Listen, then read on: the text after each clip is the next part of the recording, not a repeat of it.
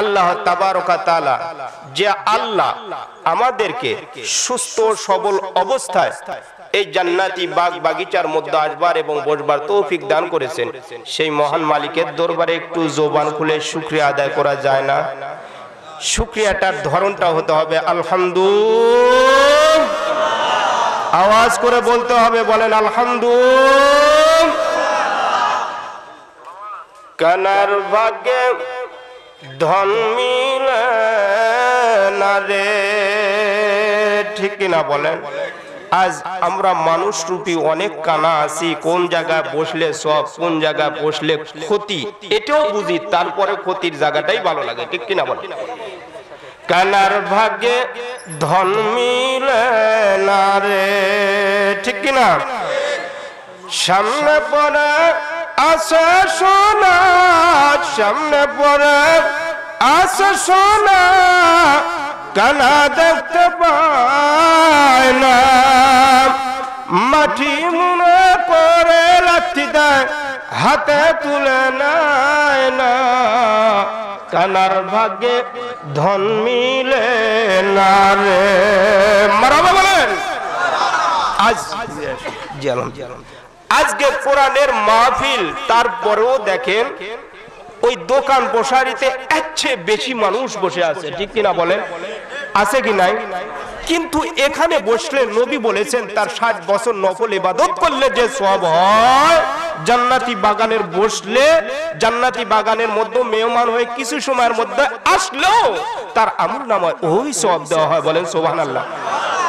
তাহলে আবারও শুকরিয়া তান বলি আলহামদুলিল্লাহ। আমার আল্লাহ বললেন ফাযকুরুনি আযকুরকুম, বলেন আল্লাহু আকবার। আমার আল্লাহ বললেন তোমরা আমাকে স্মরণ রাখো, আমি আল্লাহ তোমাদেরকে স্মরণ রাখবো। সুবহানাল্লাহ বলেন। স্মরণ রাখে কি রাখে না? হযরত নূহ আলাইহিস সালাম অসময় যখন চৈত্র মাসের দিন, এমন সময় যখন কিস্তি নৌকা তৈরি করতেছেন, সুবহানাল্লাহ বলেন, একটা বুড়ি মা আয়েশা বললেন, হ্যাঁ নূহ, এমন একটা সময় যে সময় কোনো বন্যা কবলিত নাই, এমন সময় কেমন যেন তুমি একটা নৌকা তৈরি করতেছো, নৌকা।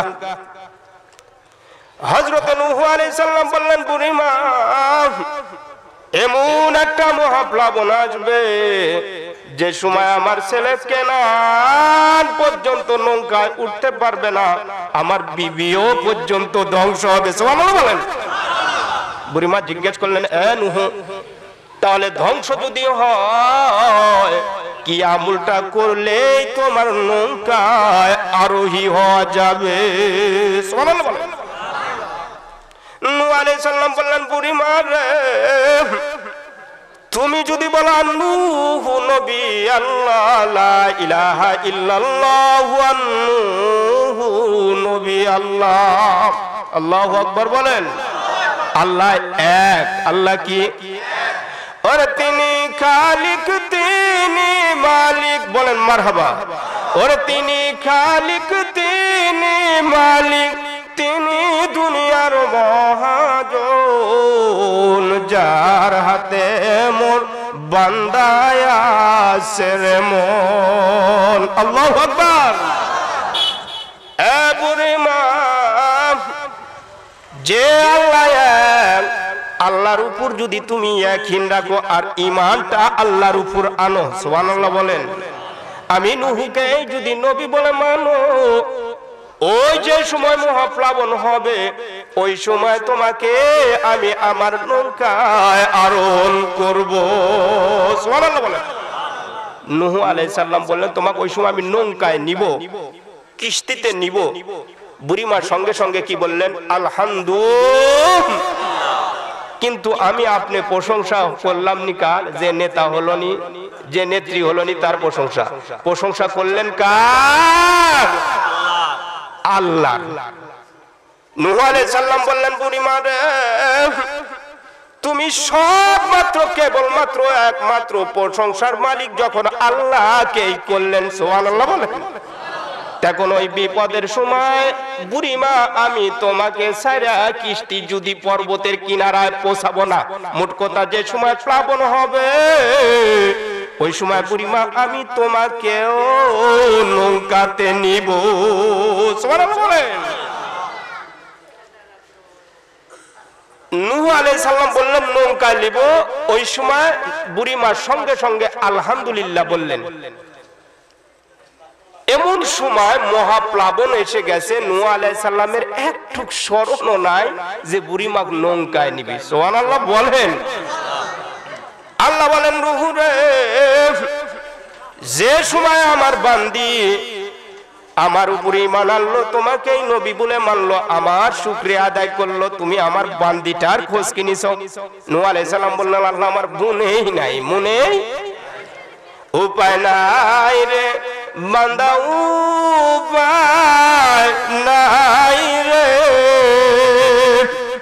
আল্লাহ ছাড়া কোনো উপায় নাই। ঠিক কিনা বলেন? নূহ আলাইহিস সালামকে বললেন এ নূহ রে, যে বান্দিটা আমি আল্লাহকে স্মরণ রাখছে আমি আল্লাহ তাকেও স্মরণ রাখবো। নূহ আলাইহিস সালাম বললেন এ মালিক, আমি ওই বৃদ্ধ বুড়িমাটাকে নৌকা নিতে একটুকু স্মরণ নাই। আমার আল্লাহ বললেন নূহ রে, একটু খবর নিয়ে দেন, সমস্ত জমিন যখন প্লাবিত হয়ে গেছে আমার বুড়িমাটার অবস্থা কি? নূহ আলাইহিস সালাম বলছেন সেও তো ধ্বংস মনে হয় হয়ে গেছে। আল্লাহ বললেন অজগবি কোন নূহ রে, তুমি নবী হইছো, অজগবি কথা বলো না, কারণ আমি আল্লাহকে এই বিপদের মুহূর্তে স্মরণ যখন করছে, এই স্মরণ রাখার কারণে একটু খোঁজ নিয়ে দেখো। নূহ আলাইহিস সালাম যাইতে মাত্র দেখে বুড়ি মাটা গাট্টি বস্তা নিয়ে রেডি। সুবহানাল্লাহ বলেন। তাহলে আমার আল্লাহ বললেন ফাজকুরুনি আযকুরকুম, আমি আল্লাহকে তোমরা স্মরণ রাখো, আমিও আল্লাহ তোমাদেরকে স্মরণ রাখবো। আল্লাহ স্মরণ রাখার দরকার আছে কি নাই? যত বিপদই হোক আল্লাহ ছাড়া কোনো উপায় বান্দার কিন্তু নাই। বাজান রে, বাবা আদম থেকে ঈসা পর্যন্ত যত নবী পয়গম্বর এসেছে, সকল নবী পয়গম্বর আপনার আমার নবী তোর বরকতে পার হয়েছে। সুবহানাল্লাহ বলেন। খ্রিস্টান পাদ্রী মুসা নবীর উম্মত, মুসা নবীর উম্মত, সেও আপনার আমার নবী পয়গম্বর। নাম দুনিয়াতে আসার আগেই তাওরাত কিতাব মুতালা করতেছেন, তাওরাত কিতাব পড়তেছে। প্রথম পৃষ্ঠায় উল্টায় দেখেন আপনার আমার নবী মুহাম্মদুর রাসূলুল্লাহর নাম 3 জায়গায়। সুবহানাল্লাহ বলেন। বনি ইসরাইল গোত্রের লোক মুসা নবীর উম্মত, তাওরাতের অনুসরণকারী। সে বললেন যদি আমি মুসার উম্মত হই, আমাদের নেতা বাদ দেয়া অন্য কোন নবীর নাম তাওরাতে রাখবো না। এই মন্তব্য করে আমার আপনার নবী মুহাম্মদুর রাসূলুল্লাহর নাম 3 জায়গায় পাইছেন। প্রথম পৃষ্ঠা উল্টা, প্রথম পৃষ্ঠা থেকেই কেটে দিয়েছেন। সুবহানাল্লাহ বলেন। দ্বিতীয় পৃষ্ঠা উল্টাইছে, বাজান কি আল্লাহর কুদরতি খেলা শুরু হয়েছে। প্রথম পৃষ্ঠায় ছিল 3 জায়গায়, কোন জায়গা? দ্বিতীয় পৃষ্ঠা উল্টা দেখে আপনার আমার নবী পয়গম্বরের নাম 6 জায়গায় লিপিবদ্ধ। সুবহানাল্লাহ বলেন। 6 জায়গা থেকেও কলমের কালি দিয়ে আপনার আমার নবী পয়গম্বরের নামটা কেটে দিয়েছে। তৃতীয় পৃষ্ঠা উল্টা দেখে আপনার আমার নবী পয়গম্বরের নাম 12 জায়গার মধ্যে মুহাম্মদুর রাসূলুল্লাহর নাম। সুবহানাল্লাহ বলেন। 12 জায়গাও কেটে কলম ধরেছে। ধরে ইহুদির বড় আলেমের স্বর্ণপর্ণ হলেন। ইহুদির বড় আলেম বললেন, হে ইহুদি, মুসা নবীর উম্মত, তোমরা তো তাওরাতের অনুকরণ করো। এমন এক ব্যক্তির নামের সঙ্গে কলম বসাইছো, এমন এক ব্যক্তির নামে কলম লাগাইছো।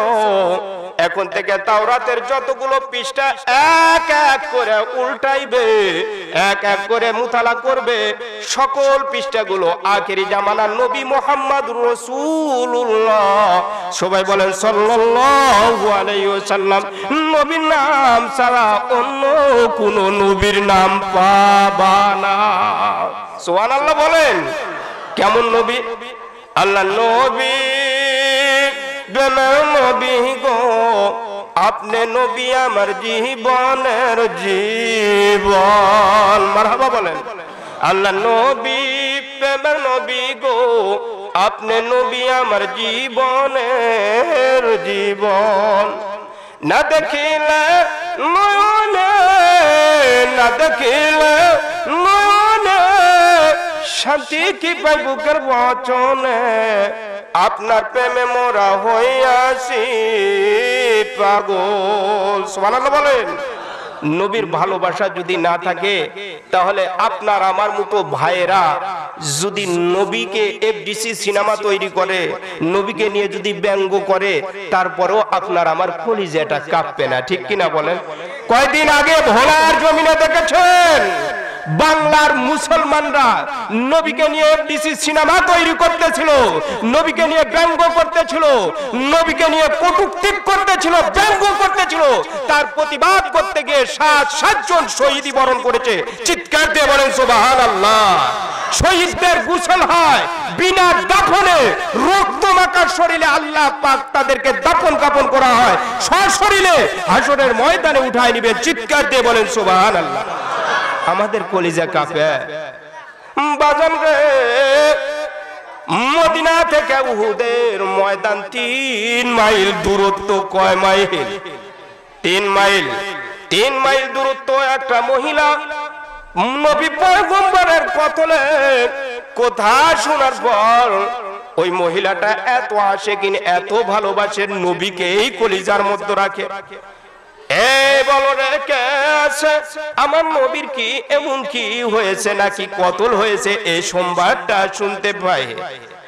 ওই মহিলাটা যত দূর যায়, সামনে থেকে যত মানুষ পায়, সবাইকে জিজ্ঞেস করে আমার নবীর খবর কি। সুবহানাল্লাহ বলেন। একজন বললে, এ মা, তোমার সন্তানটা শহীদ হয়ে গেছে। সুবহানাল্লাহ বলেন। আমার সন্তান শহীদ হয় হোক। আবার সামনের দিকে অগ্রসর হয়, ওই মাকে বলে, এ মা, তুমি হয়ে গেছো বিধবা, তোমার স্বামী শহীদ হয়ে গেছে। সুবহানাল্লাহ বলেন। আমার স্বামীও শহীদ হয় হোক, তবু আমার আপনার নবী পয়গম্বর কি হালতে আছে। সুবহানাল্লাহ বলেন। আমার রাসূল কি সুস্থ আছে নাকি? এটাই হলো নবীর আদর্শ। রাসূল বলেন, লা ইউমিনু আহাদুকুম হাত্তা কুনা হাব্বা ইলাইহি মিন ওয়ালিদিহি ওয়ালাদিহি ওয়ান নাসি আজমাইন। সুবহানাল্লাহ বলেন। নবীর ভালোবাসা কেমন ভালোবাসা যাবে? পিতা মাতা, সন্তান, সন্তানদি, এমনকি আপনজন, সব থেকে বেশি মাত্র কেবলমাত্র একমাত্র রাসূলকেই ভালোবাসা যায়। সুবহানাল্লাহ বলেন। আর রাসূলের প্রতি এই যদি ভালোবাসা না থাকে, আমরা পরিপূর্ণ ঈমানদার হতে পারবো না। খালি ঈমান আছে, নামাজ না পড়লেও ঈমান আছে, কিন্তু পরিপূর্ণ ঈমানদার হতে পারবো না। কারণ ডিজিটাল যুগে, ডিজিটাল সময়ে বসবাস করি। আমরা কি করে ঈমান নিয়ে থাকবো? বলে হুজুর, এত টিভি, সিনেমা, বাদ্যযন্ত্র, আমরা কি করে থাকবো? ঠিক কিনা বলে? ইমাম সাহেব 4000 টাকা দিয়ে একটা মোবাইল কিনেছে। কি কিনেছে বাবা? মোবাইল। মাটির ঘর, মাটির ঘরের মধ্যে থাকে, নেটওয়ার্ক পায় না। ইমাম সাহেব বিয়ে পড়ান লাগে, লাগে কি লাগে না? এই যে আমার পাশে যে ভাই আছে ইমাম সাহেব, অনেক সময় বিবাহ পড়ানো লাগে, লাগে কি লাগে না? অনেক বাচ্চা অসুস্থ আছে, হুজুরদের ঝাড়া ফুক দিয়েও সে বাচ্চা সুস্থ হয়। সুবহানাল্লাহ বলেন। লাগে কি লাগে না? বিয়ে পড়ানো, মিলাদ পড়ানো, জিয়ারত করানো, একজন হুজুরকে সর্বক্ষণ লাগে কি লাগে না? মোবাইলে না পারলে হুজুরদের প্রতি যত তহমত দেওয়া লাগে সেটা দিতে পারে, পারে কি পারে? হুজুর থাকে মাটির ঘরে, একজন তেলা গোয়েন্দার, মোবাইলে কালেকশন পায় না। হুজুরে মোবাইল কালেকশনের জন্য একটা বাঁশের আগাত এন্টিনিয়ারের তার লাগাইছে। কি লাগাইছে? তার লাগাইছে। এক তেলা গোয়েন্দার। কি গোয়েন্দার বাজান?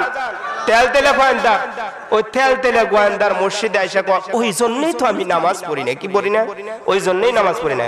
ওই তেল তেলে গোয়েন্দার 2 ঈদের নামাজ পড়ে, আর তাছাড়া কোনোদিন পশ্চিমমুখ হয় আচারও খায় না, ঠিক কিনা বলেন? কি হয়ে যাবে, কিয়ামত হয়ে যাবে, কিয়ামত হয়ে যাবে। আমি দেখলাম হুজুরের ঘরে টিভি, হুজুর আবার টিভিও দেখে। কি দেখে হুজুর? টিভিও দেখে। টিভি দেখে ইমামতি করে, ওই ইমামের পিছনে আমরা ইক্তেদা করমু না। হুজুর অজু তো আরো পবিত্রতা অর্জন করে ডান পা দিয়ে আল্লাহর ঘরে প্রবেশ করতেছে। কোথায়? আল্লাহুম্মা আফতাহলি আবওয়াবা, হে আল্লাহ তোমার রহমতি বরকতি কোলে আমি পা দিতেছি, এইভাবে ঢুকতেছে। এখন তেল তেলে গোয়েন্দার যায় বলেছে, যে হুজুরের পিছে তোমরা ইক্তেদা করো ওই হুজুর টিভিও দেখে। আমি নিজে চোখে দেখে আসলাম হুজুরের বা টিভি ইঞ্জিনিয়ারের তা, ঠিক কিনা বলেন? এখন সভাপতি বলতেছে, হুজুর সাহেব আপনি আগামীকাল বিদায় নেন, আগামীকাল বিদায় দেন। হুজুর বলে, ভাইজান আমার কি দোষ, আমার কি অপরাধ, আপনি আমাকে বিদায় নিতে বললেন? সভাপতি, ক্যাশিয়ার, সেক্রেটারি বলেন, হুজুর আপনার বাড়িতে নাকি টিভিও দেখেন? আপনি বলে কি দেখেন? টিভিও দেখেন। হুজুর বলে, ভাইজান আমি টিভিও দেখি না, টিভিও আমার বাড়িতে নাই। আমার বাড়িতে আমার মাটির ঘরের মধ্যে থাকি। আমি মোবাইলের কালেকশনের জন্য বাঁশের আগায় এন্টিনিয়ারের তার লাগাইছি। কি লাগাইছি? তার লাগাইছি সংযোগের জন্য। মাটির ঘরে নেটওয়ার্ক পায়। তেল তেলে গোয়েন্দারে ঘুতা দেয়, এই শয়তান তুই কি দেখলু, কি দেখলু আর কি কইস? আজ আমাদের দেশে কিছু তেল তেলে নাম্বার গোয়েন্দার হয়েছে, না দেখেই তদন্ত ছাড়াই আলেম ওলামাদের কাস্টে রাখতেছে। বোঝা বুঝে থাকলে বলেন, ঠিক কিনা বলেন? আলেম ওলামাদের কাস্টে, আলেম ওলামাদের যত নির্যাতন কিছু এই তেল তেলে জাতীয় সমাজে আছে কি নাই বলেন? তদন্ত করতে যা দেখে কিচ্ছু নাই। তদন্ত করলে ছেড়ে দিলেই যদি বিপদ হয়, 64টি জেলাতে যদি আবার উৎখণ্ড করে ফেলায়, 64টি জেলা যদি আবার বিজয় করে ফেলায়, যার ওয়াজে যার তুফানে হাজার হাজার মানুষ হয়, যদি দিলেই যদি অসুবিধা হয়, তদন্ত ছাড়াই হুজুরদেরকে যত নির্যাতনের শিকার করতেছে। কথা বুঝে থাকলে বলেন, ঠিক কিনা বলেন? বাজান রে, কি ডিজিটাল যুগ! আজ আমরা ডিজিটাল যুগেও পেঁয়াজও খাই 140 টাকা কেজি, ঠিক কিনা বলেন? কয় টাকা কেজি? গরুর মাংস, গরুর গোস্ত কিনতে গেলেও 450 লাগে। আমি চিন্তা করলাম, আহারে এ না স্বর্ণর দামে দাম। কিসের দাম? স্বর্ণের দামের দাম। গরুর গোস্ত যেমন দাম, এ তো দেখি স্বর্ণে কেউ ফেল করেছে পেঁয়াজ, ঠিক কিনা বলেন? কি ডিজিটাল যুগ! বুড়ার বেটাও কয় আমি আজ ডিজিটাল হয়ে গেছি। কি হয়ে গেছি? ডিজিটাল। বিদ্যা বুড়ি যাবে, বুড়ি জামানা ডিজিটাল অবস্থা যেভাবে সামনের দিক অগ্রসর হচ্ছে, আমি বুড়া বুড়ি আমরা কেন অডিজিটাল থাকবো? আমরাও ডিজিটাল হয়ে গেছি। সুবহানাল্লাহ বলেন। বুড়ি যা কয় যে তুমি নারকেলের তেল, কেরাসিনের তেল, সয়াবিন তেল তুমি আনতে বলিস, সরিষার তেল 4টে, আমি 4টেই 1 বোতলের মধ্যে আনবো। কয় বোতলের? 1 বোতলে। কারণ ডিজিটাল পদ্ধতিতে যেমন ভাবে দেশ সামনের দিকে অগ্রসর হচ্ছে, আমরা বুড়া বুড়ি আর ওল্ড মডেল থাকতে চাই না। বুড়ি দিছে, বুড়ি দে তাতানি দিছে, বুড়ি তো 1 বোতলই দিয়েছে। 1 বোতল দিছে, বোতল নিয়ে যায় দোকানদারে করছে, এই বোতলের মধ্যেই নারকেল তেল রাখো তুমি। সুবহানাল্লাহ বলেন। নারকেলের তেল নিল, আরেক পোয়া তুই মার সরিষার তেল। সুবহানাল্লাহ বলেন। তখন বললো নারকেল সরিষার দুটো পাক জাতি, পাক দুটো মনে হয় একটা কোনো পয়জন তৈরি করবি, ওষুধ তৈরি করবি। বললে এর মধ্যে কি রাখ? সয়াবিনও রাখ। বললে তাহলে হুজুর তাবিজ করবি? বলে বুড়া তাবিজ করবি। 3টেও রাখা যাবে। 3টেও কি 1 বোতলের মধ্যে রাখা যাবে। যখন কাছে কেরাসিন দাও রাখ, তখন তো দোকানদার ভয় পাচ্ছে যে চাচাই পাগলা হলো না আমি পাগলা হচ্ছি, চাচাই পাগলা হলো না আমি পাগলা হচ্ছি। চাচাক যেমন কাছে এই পাগলা নাকি চাচা পাগলা হচ্ছেন, এই পাগলা তো তুমি ডিজিটালের অবস্থায় যে যুগ জামানা সামনের দিকে অগ্রসর হচ্ছে, তুমি কি বুঝো না এর মধ্যে কেরাসিনও 1 পোয়া মারো। সুবহানাল্লাহ বলেন। চারটে তেল যখন এক হয় মিক্সড হয়ে গেছে, বাড়িতে আইলে যদি ভর্তা ছানা বিবিক করতে দিছে, ভর্তা ছানা পাতের নিচে ডাউল নিচে, ভর্তা ছানা নিচে, সালাদ নিচে নিয়ে পর আর খেতে পারে না, কি পারে না, খেতে পারে না, থুয়ে দিলে। তীব্র শীত, শীতের মধ্যে বললো এই বিবি আমার গায়ে একটু তেল মালিশ করে দে। তেল মালিশ করে দেওয়া পর তীব্র শীতের মধ্যে এখন বিবি আর স্বামী স্ত্রী এক জায়গাতে হতে পারতেছে না। বউ কয় তুমি সারা দিন যখন ডিজিটাল ডিজিটাল করে এমন ভাবে চলতিছো, আজ এখন আমার হচ্ছে নিউ ডিজিটাল, তুমি তোমার ঘরে এক ঘরে থাকো আমি এক ঘরে থাকি। বলেন সুবহানাল্লাহ। কি ডিজিটাল, তাই না? ঠিক কিনা? ডিজিটাল ভাবে আগেছে তো। ডিজিটাল একটা সন্তানকেও ডিজিটালের শিক্ষা দেওয়া হচ্ছে আমাদের জামানায়। তোর বাপ কয় পেশাব করি, তোর চাচা কয় হিচু করি, এগুলা কি তুই বাদ দিতে পারিস না? তুই আজ থেকে বলবো গান গাবো। কি গাবো? গান গাবো।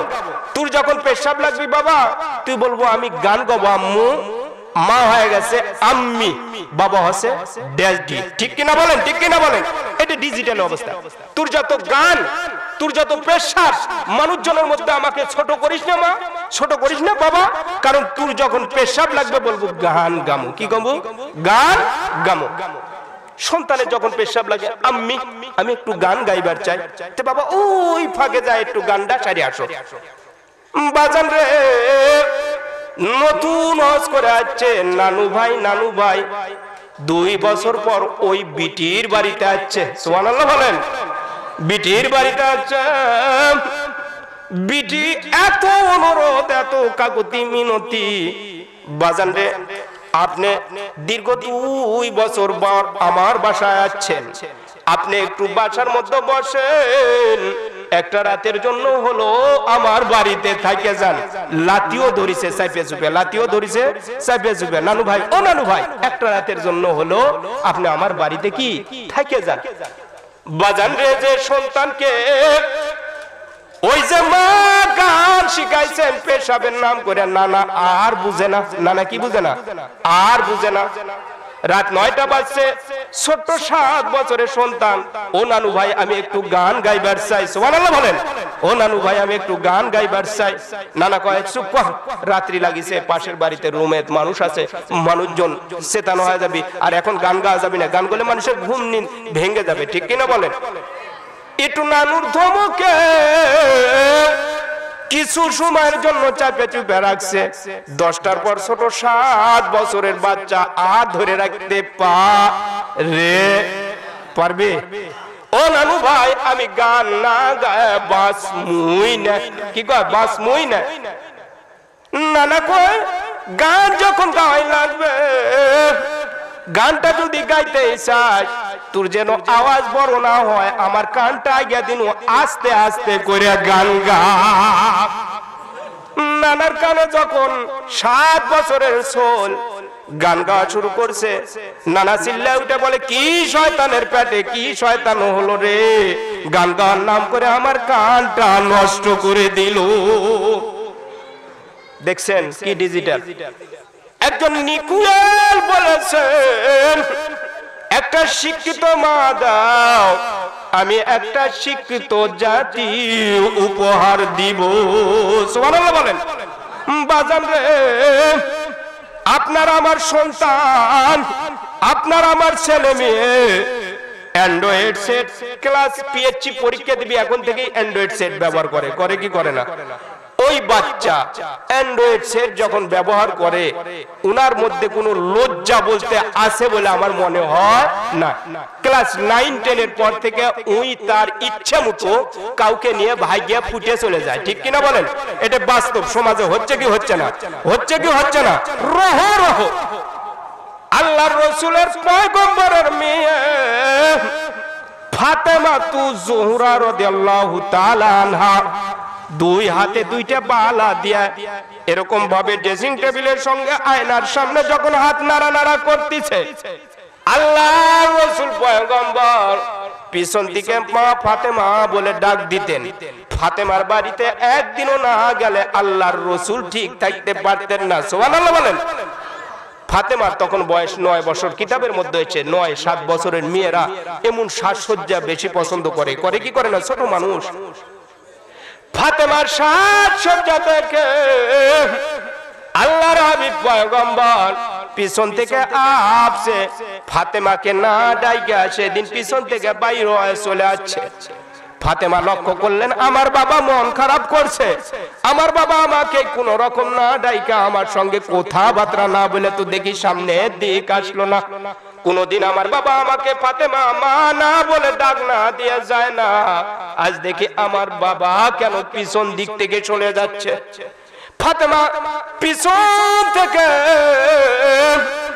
আল্লাহর রাসূলকে বাবা বাবা বলে চিৎকার দিলেন। আল্লাহর রাসূল বললেন মা ফাতেমা রে, দুনিয়াটা সাজার জায়গা না রে মা, দুনিয়াতে বেশি সাজবে আমার আল্লাহ আখিরাতে তার সাজন কমিয়ে দিবে। সুবহানাল্লাহ বলেন। আমার আল্লাহর কোরআন বলেন বাল তুসিরুনাল হায়াতাদ দুনিয়া ওয়াল আখিরাতু খায়রুন ওয়া আবকা। আল্লাহু আকবার বলেন।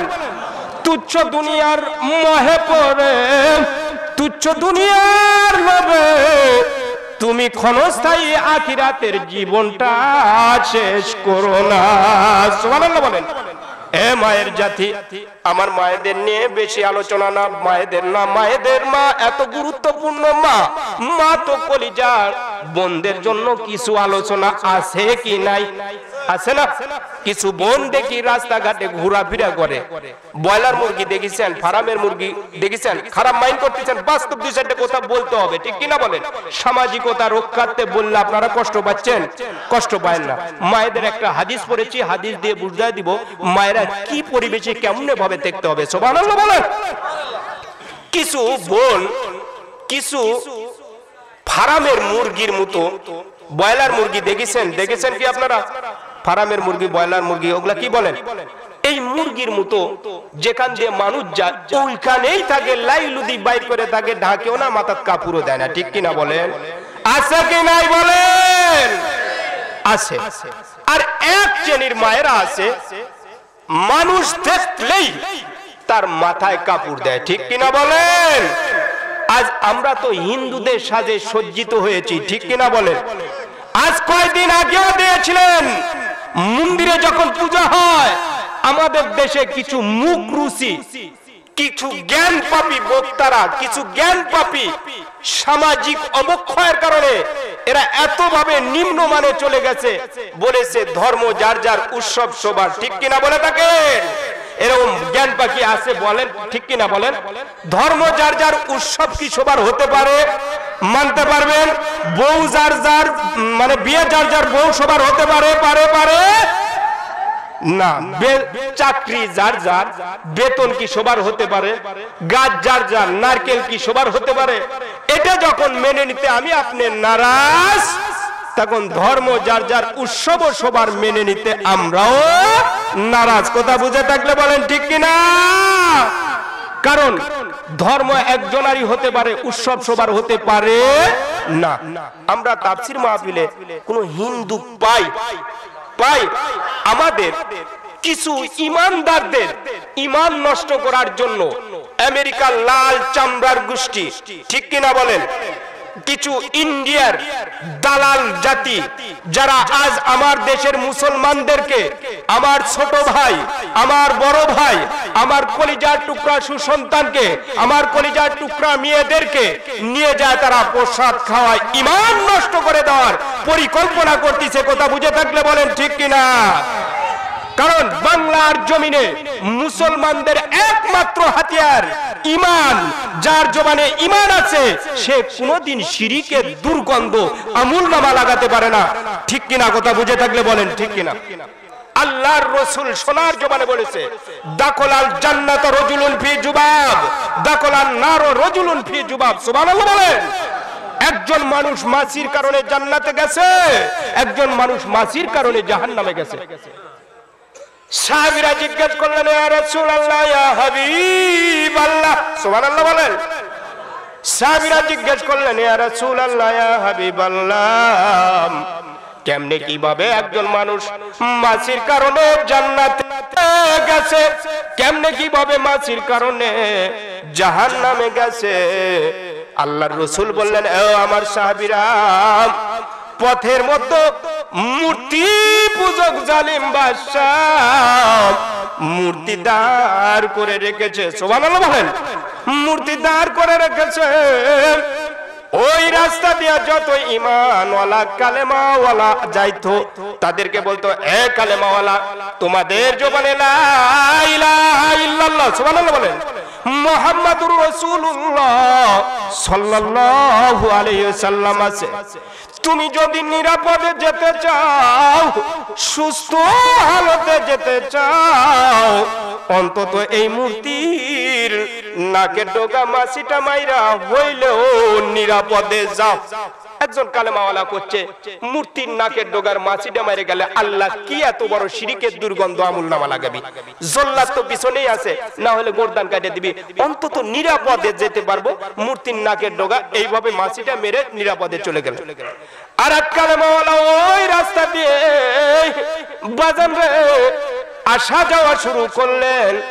বললে, এ কালেমাওয়ালা, তোমার মতনই একই কালেমাওয়ালা এই রাস্তা দিয়ে যায়, সে তো মূর্তির নাকের ডগায় মাছিটা মাইরাও নিরাপদে যায়।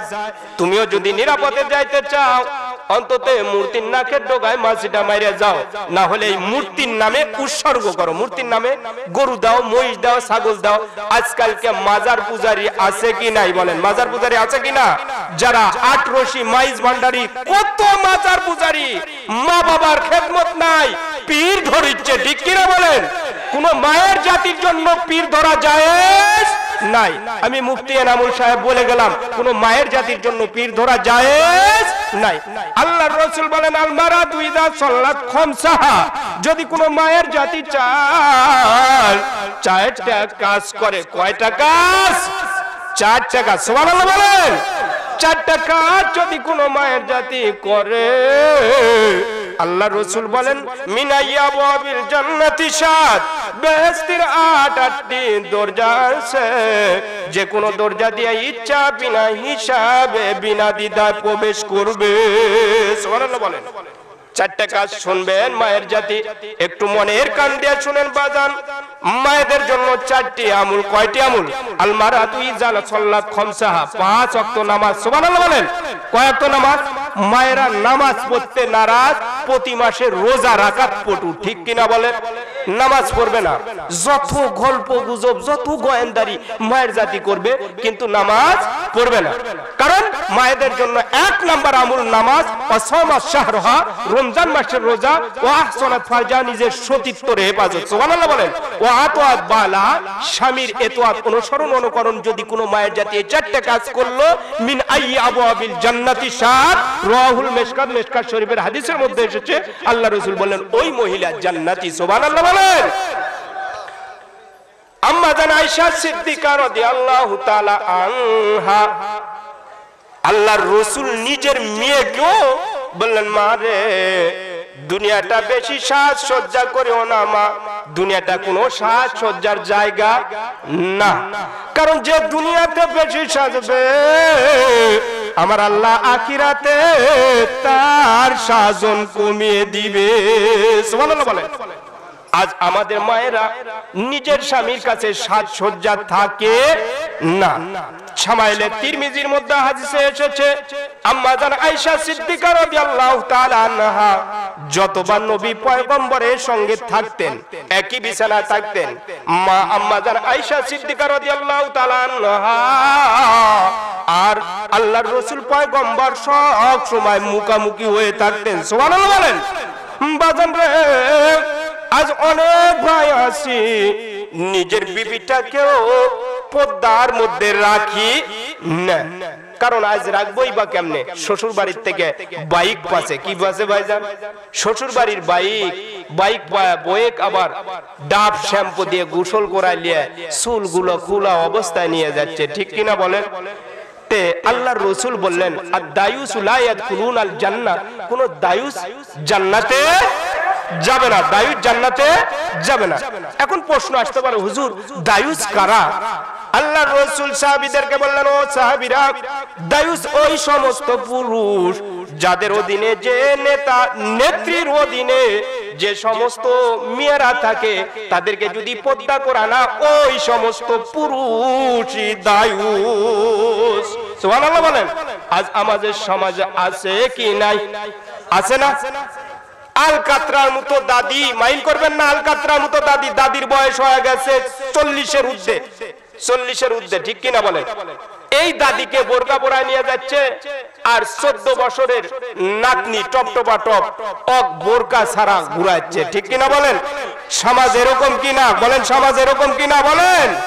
আজ একটা ডাব দেখেছেন, গাছের ডাব দেখেছেন? ডাব, ওই ডাবের কত সুন্দর আবরণ দিয়ে ঢাকা, কথা বুঝে থাকলে বলেন ঠিক কিনা বলেন? ওখানে কোনো টিকটিকি, কোন রকম পাখি, কোন রকম কোন কিছুই ওই ডাবের পানি আহরণ করতে পারে না। আর একটা পুকুর পুষ্কুনিতে দেখেছেন গরু গোসল করায়, করায় কি করায় না? করায় কি করায় না? একটা কুকুরও ওখানে খায়, খায় কি খায় না পানি? আজ আমাদের যারা হিন্দুর সাথে সজ্জিত, আজ স্টার জলসা জি বাংলা দেখে আমরা যত আধুনিকতার ছোঁয়া উপভোগ করতেছি, বুঝবেন এরাই হচ্ছে দায়ুস, ঠিক কিনা বলেন? এরাই হচ্ছে দায়ুস। দায়ুসদের জান্নাত তো দূরের কথা, জান্নাতের সুঘ্রাণ পর্যন্ত তাকে নাকে লাগবে না। সুবহানাল্লাহ বলেন। আমাদের যেগুলো জাতিমা, জাতিমা আছে কি নাই? এরা হচ্ছে ফাতেমাতুজ জোহরার সঙ্গে জান্নাতে যাবে। সুবহানাল্লাহ বলেন। এক মা যখন আজান দেয়, হাদিস শরীফের মধ্যে এসেছে, ওই মাটা আজানের সময় নিজের মাথার কাপড় মাথায় দেয়। সুবহানাল্লাহ বলেন। আছে না? আছে না? আছে না? আর ডিজিটাল মা নয়, যেগুলা দেশি মা, দেশি মায়েরা মাথায় কাপড় দেয়, ঠিক কিনা বলেন? আর নিজের ছেলের বউকে বলে, এ বৌমা তুমি আজানের সময় মাথা অন্তত কাপড় দাও, ঠিক কিনা বলে? বলে কি বলে না? আর যদি ডিজিটাল বউ হয়, ডিজিটাল বউ হলে কবে, আপনি এত খেসখ্যাস করেন কেন? পয়গম্বর ইব্রাহিম আলাইহিস সালাম, পয়গম্বর ইব্রাহিম নিজেও নবী, সন্তানও নবী। সুবহানাল্লাহ বলেন। সন্তানও নবী, পয়গম্বর ইব্রাহিমও নবী, ইসমাইল আলাইহিস সালাম নবী। পয়গম্বর নিজের ছেলের বউকে দেখার জন্য বাড়িতেই গেছে, ছেলের খোঁজ নেওয়ার জন্য। সুবহানাল্লাহ বলেন। খোঁজ নিতে গিয়ে নিজের ছেলেকে ডাকতেছে, ও বাবা ইসমাইল, ও বাবা ইসমাইল, বাড়িতে আসো কিনা, বাড়িতে আসো কিনা। এমন সময় ঘর থেকে নিজের ছেলের বেটার বউ বলে, কে ডাকেন, কে ডাকেন, কাকে ডাকেন? এমন যখন আওয়াজ শুনলেন পয়গম্বর ইব্রাহিম আলাইহিস সালাম মনে বড় কষ্ট নিয়ে বাড়ি থেকে যখন বাইর হয়, রাস্তার মধ্যে মনে কষ্ট নিয়ে কান্দে আর বলে, ভাইজান আমার সন্তান ইসমাইল আসলে বলিও সে যেন ঘরের চৌকাঠ চেঞ্জ করে। সুবহানাল্লাহ বলেন। আপনার আমার মতো সন্তান যদি হইতো, বলতো যে দেখি কোন ঘরের দরজার কোন চৌকাঠটা নষ্ট হচ্ছে, ঠিক কিনা বলেন? বলতো কি বলতো না? আল্লাহর রাসূল পয়গম্বরের কথা, আল আকিলু তাকফিহিল ইশারা, জ্ঞানীদের জন্য ইশারাই যথেষ্ট, ঠিক কিনা? বাবা নবী ইসমাইল আলাইহিস সালাম নবী আসা মাত্রই বলল, এ বিবি আমার বাবা। আচ্ছা, বাবাও নবী, সন্তানও নবী। ইসমাইল আলাইহিস সালাম বুঝে ফেললেন আমার বিবি হয়তোবা অন্তত কি একটু কাজ করেছে, আমার বাবার সঙ্গে হয়তোবা খারাপ আচরণ করেছে, ঠিক কিনা বলেন? খারাপ আচরণ করার কারণে বিবিকে ডাক দিলেন, বিবি তুমি সামনে আসো, তুমি আজ 14 তালাক। সুবহানাল্লাহ বলেন। তালাকের বিধান আল্লাহ কোরআনে দিয়েছে, তাই বলে এমনি এমনি তালাক না। তালাক বড় ঘৃণিত কাজ, বেশি ঘৃণিত কাজ, আবার ঘৃণিত কাজ বিশেষ মুহূর্তের জন্য এটা পবিত্র। সুবহানাল্লাহ বলেন। আল্লাহর কোরআনে পবিত্র করেছেন। এ বিবি তুমি 3 তালাক, তোর মা তালাক, তোর 14 গোষ্ঠী তালাক। সুবহানাল্লাহ বলেন। যখন তালাক দিলেন, আর পরবর্তীতে নবী পয়গম্বর ইসমাইল আলাইহিস সালামের বাড়িতে ইসমাইলের খোঁজ নেওয়ার জন্য পয়গম্বর ইব্রাহিম আলাইহিস সালাম আসে বললেন, আমার নসিহত আমার সন্তানালে বলিও যেন ঘরের চৌকাঠটা সুন্দর আছে। সুবহানাল্লাহ বলেন।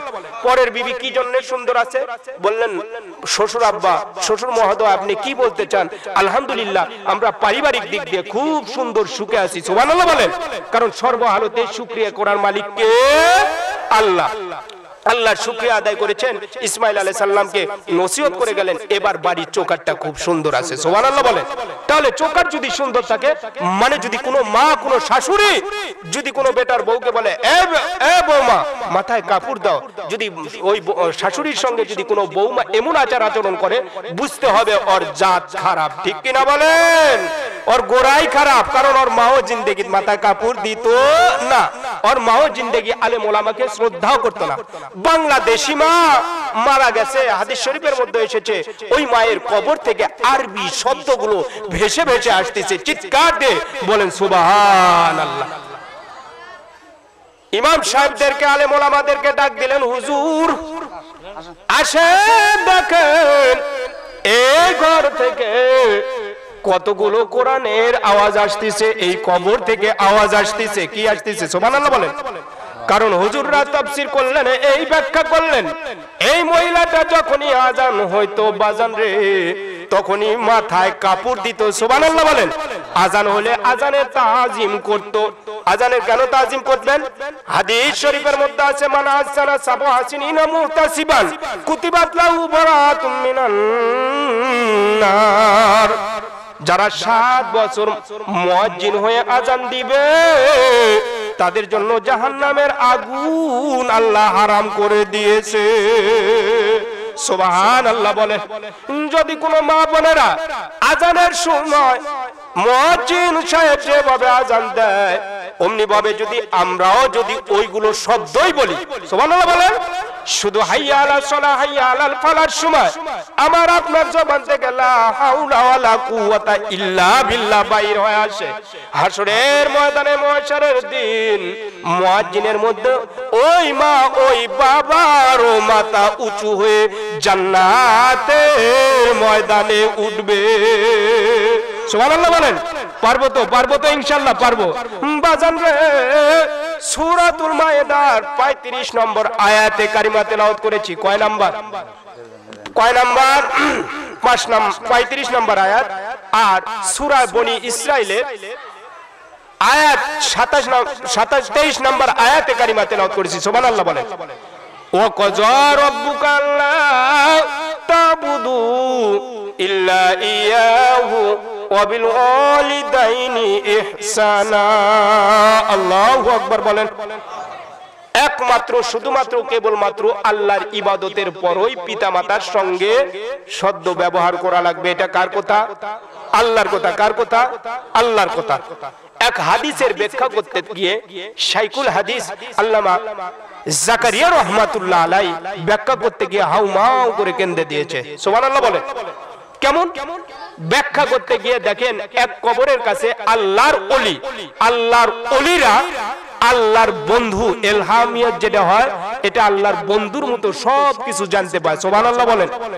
শাইখুল হাদিস জাকারিয়া রাহমাতুল্লাহ আলাইহি মসজিদে নববীর পাশে জান্নাতুল বাকি, জান্নাতের সবচেয়ে বড় কবরস্থান, মদিনার সবচেয়ে বড় কবরস্থান, সেখানে ঘুমিয়ে আছে। সুবহানাল্লাহ বলেন। যাকে শায়েখ বলে, শাইখুল হাদিস বলে উপাধি দেওয়া হয়েছে, তিনি এক হাদিসের ব্যাখ্যা করতে দিয়ে হাউমাউ করে কেঁদে উঠেছেন। কারণ আল্লাহর রাসূল পয়গম্বর বলেন, এক বুড়িমার কবরের পাশে গিয়ে দেখেন এক আল্লাহর ওলি সূরা ফাতিহা 7 বার, সূরা ইখলাস কয়েক মর্তবা দরুদ শরীফ পৌঁছায় দিচ্ছেন, কবরের সমস্ত মুর্দাগুলো একত্রিত হয়ে গেছে। সুবহানাল্লাহ বলেন। সবাই কিছু না কিছু নিয়েছে সব নেওয়ার জন্য। সুবহানাল্লাহ বলেন। একটা বুড়িমা ওই সব নেওয়ার জন্য একদিনও লাইনে সারিবদ্ধ হয় নাই। দ্বিতীয় দিন একই স্বপ্ন দেখে, সমস্ত মুর্দাগুলো সব নেওয়ার জন্য উঠে আসছে। তৃতীয় দিনও একই স্বপ্ন দেখে। তৃতীয় দিন কি আজীব শান, ওই জায়গায় যে ওই বুড়িমাটাও ওই 3 দিন 2 দিনের কত 2 দিনের মতো 3 দিনের দিন অন্য অন্য মুর্দার মতো সব নেওয়ার জন্য সারিবদ্ধ হয়েছে। সুবহানাল্লাহ বলেন। বুড়িমা, গত 2 দিন আপনি কোন সারিতে সব নেওয়ার জন্য কখনোই সারিবদ্ধ হন নাই, এখন দেখি তৃতীয় দিনও আপনি এই সারিতে সারিবদ্ধ হয়েছেন মুর্দাদের সঙ্গে। কারণ কি? কারণ কি? ওই বুড়িমা বললেন, বাবারে গতকাল পর্যন্ত আমার নেককার সন্তান পৃথিবীতে বেঁচে ছিল। আমার সন্তান প্রতি শুক্রবারে এসে আমার কবরের কাছে রব্বি রহমহুমা কামা রব্বায়ানি সগীরা বলতো। সুবহানাল্লাহ বলেন। যদি কোন সন্তান কবরের পাশে গিয়ে বাবা মার কবরের পাশে সূরা ফাতিহা একবার, কয়বার? ফাতিহা একবার, 7 বার সূরা ইস্তেগফার, 7 বার সূরা 7 বার ইস্তেগফার, 3 বার সূরা ইখলাস, কয়েক মর্তবা দরুদের হাদিয়া দেয়, ওই মা বাবার কবরটা আমার আল্লাহ জান্নাতের বাগান বানিয়ে দেয়। সুবহানাল্লাহ বলেন। ও বাবা, আজ আমার সন্তান পৃথিবীতে নাই, আমাকে সওয়াব দেওয়ার মতো পৃথিবীতে কেউ নাই। আজ আপনার সওয়াব নেওয়ার জন্য আমার কবরের পাশে এসে সমস্ত মুর্দারের মতো আমিও গাট্টি বস্তা নিয়ে আপনার মুর্দাদের সারিতে সারিবদ্ধ হয়েছি। সুবহানাল্লাহ বলেন। তাহলে এ বাজান, আমার ভাই উমর ফারুক রাদিয়াল্লাহু, উমর ফারুক ভাই যে এই একটা তাফসীরুল মাহফিলের ব্যবস্থা করেছে এককভাবে, কিন্তু এলাকার মানুষের একটু ধর্মপ্রাণ মুসলমান ভাইদের সবার বাড়িতে কিছু না কিছু খরচ হচ্ছে কি হচ্ছে না? সবার বাড়িতে মেহমান আছে, আসেনি? আছে। যে পরিমাণ মেহমান আছে ওই পরিমাণ মেহমানের যদি টেজে থাকতো ওয়াজ আরো সুন্দর ওয়াজ করতাম, কথা বলতাম।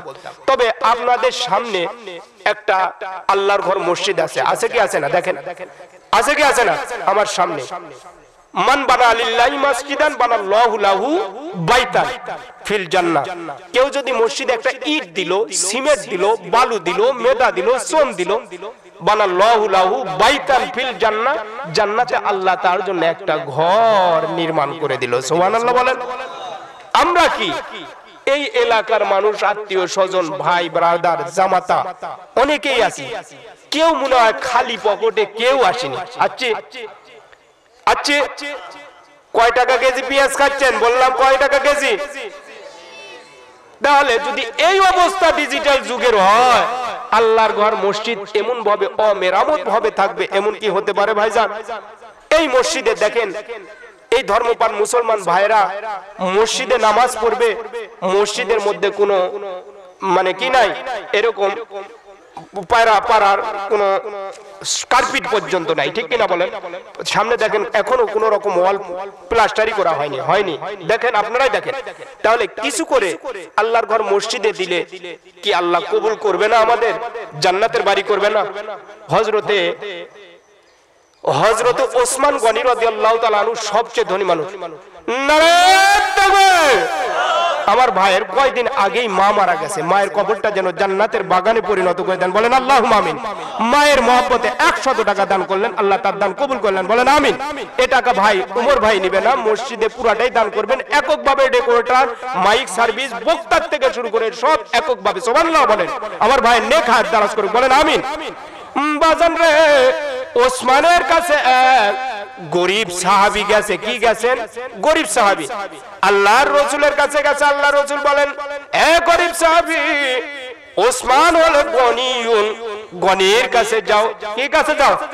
হযরতে ওসমান গনির কাছে যাও। ওসমান গনির কাছে যায়, দেখে ওসমান গনি রাদিয়াল্লাহু তাআলা আনহু বাতির সইটাগুলো নামায় দিচ্ছে। সুবহানাল্লাহ বলেন।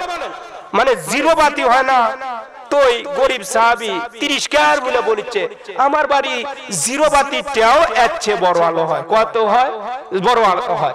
কয় 30 কার মারিচ্ছে। মারে কি মারে না? এমন মানুষ আছে কিনা?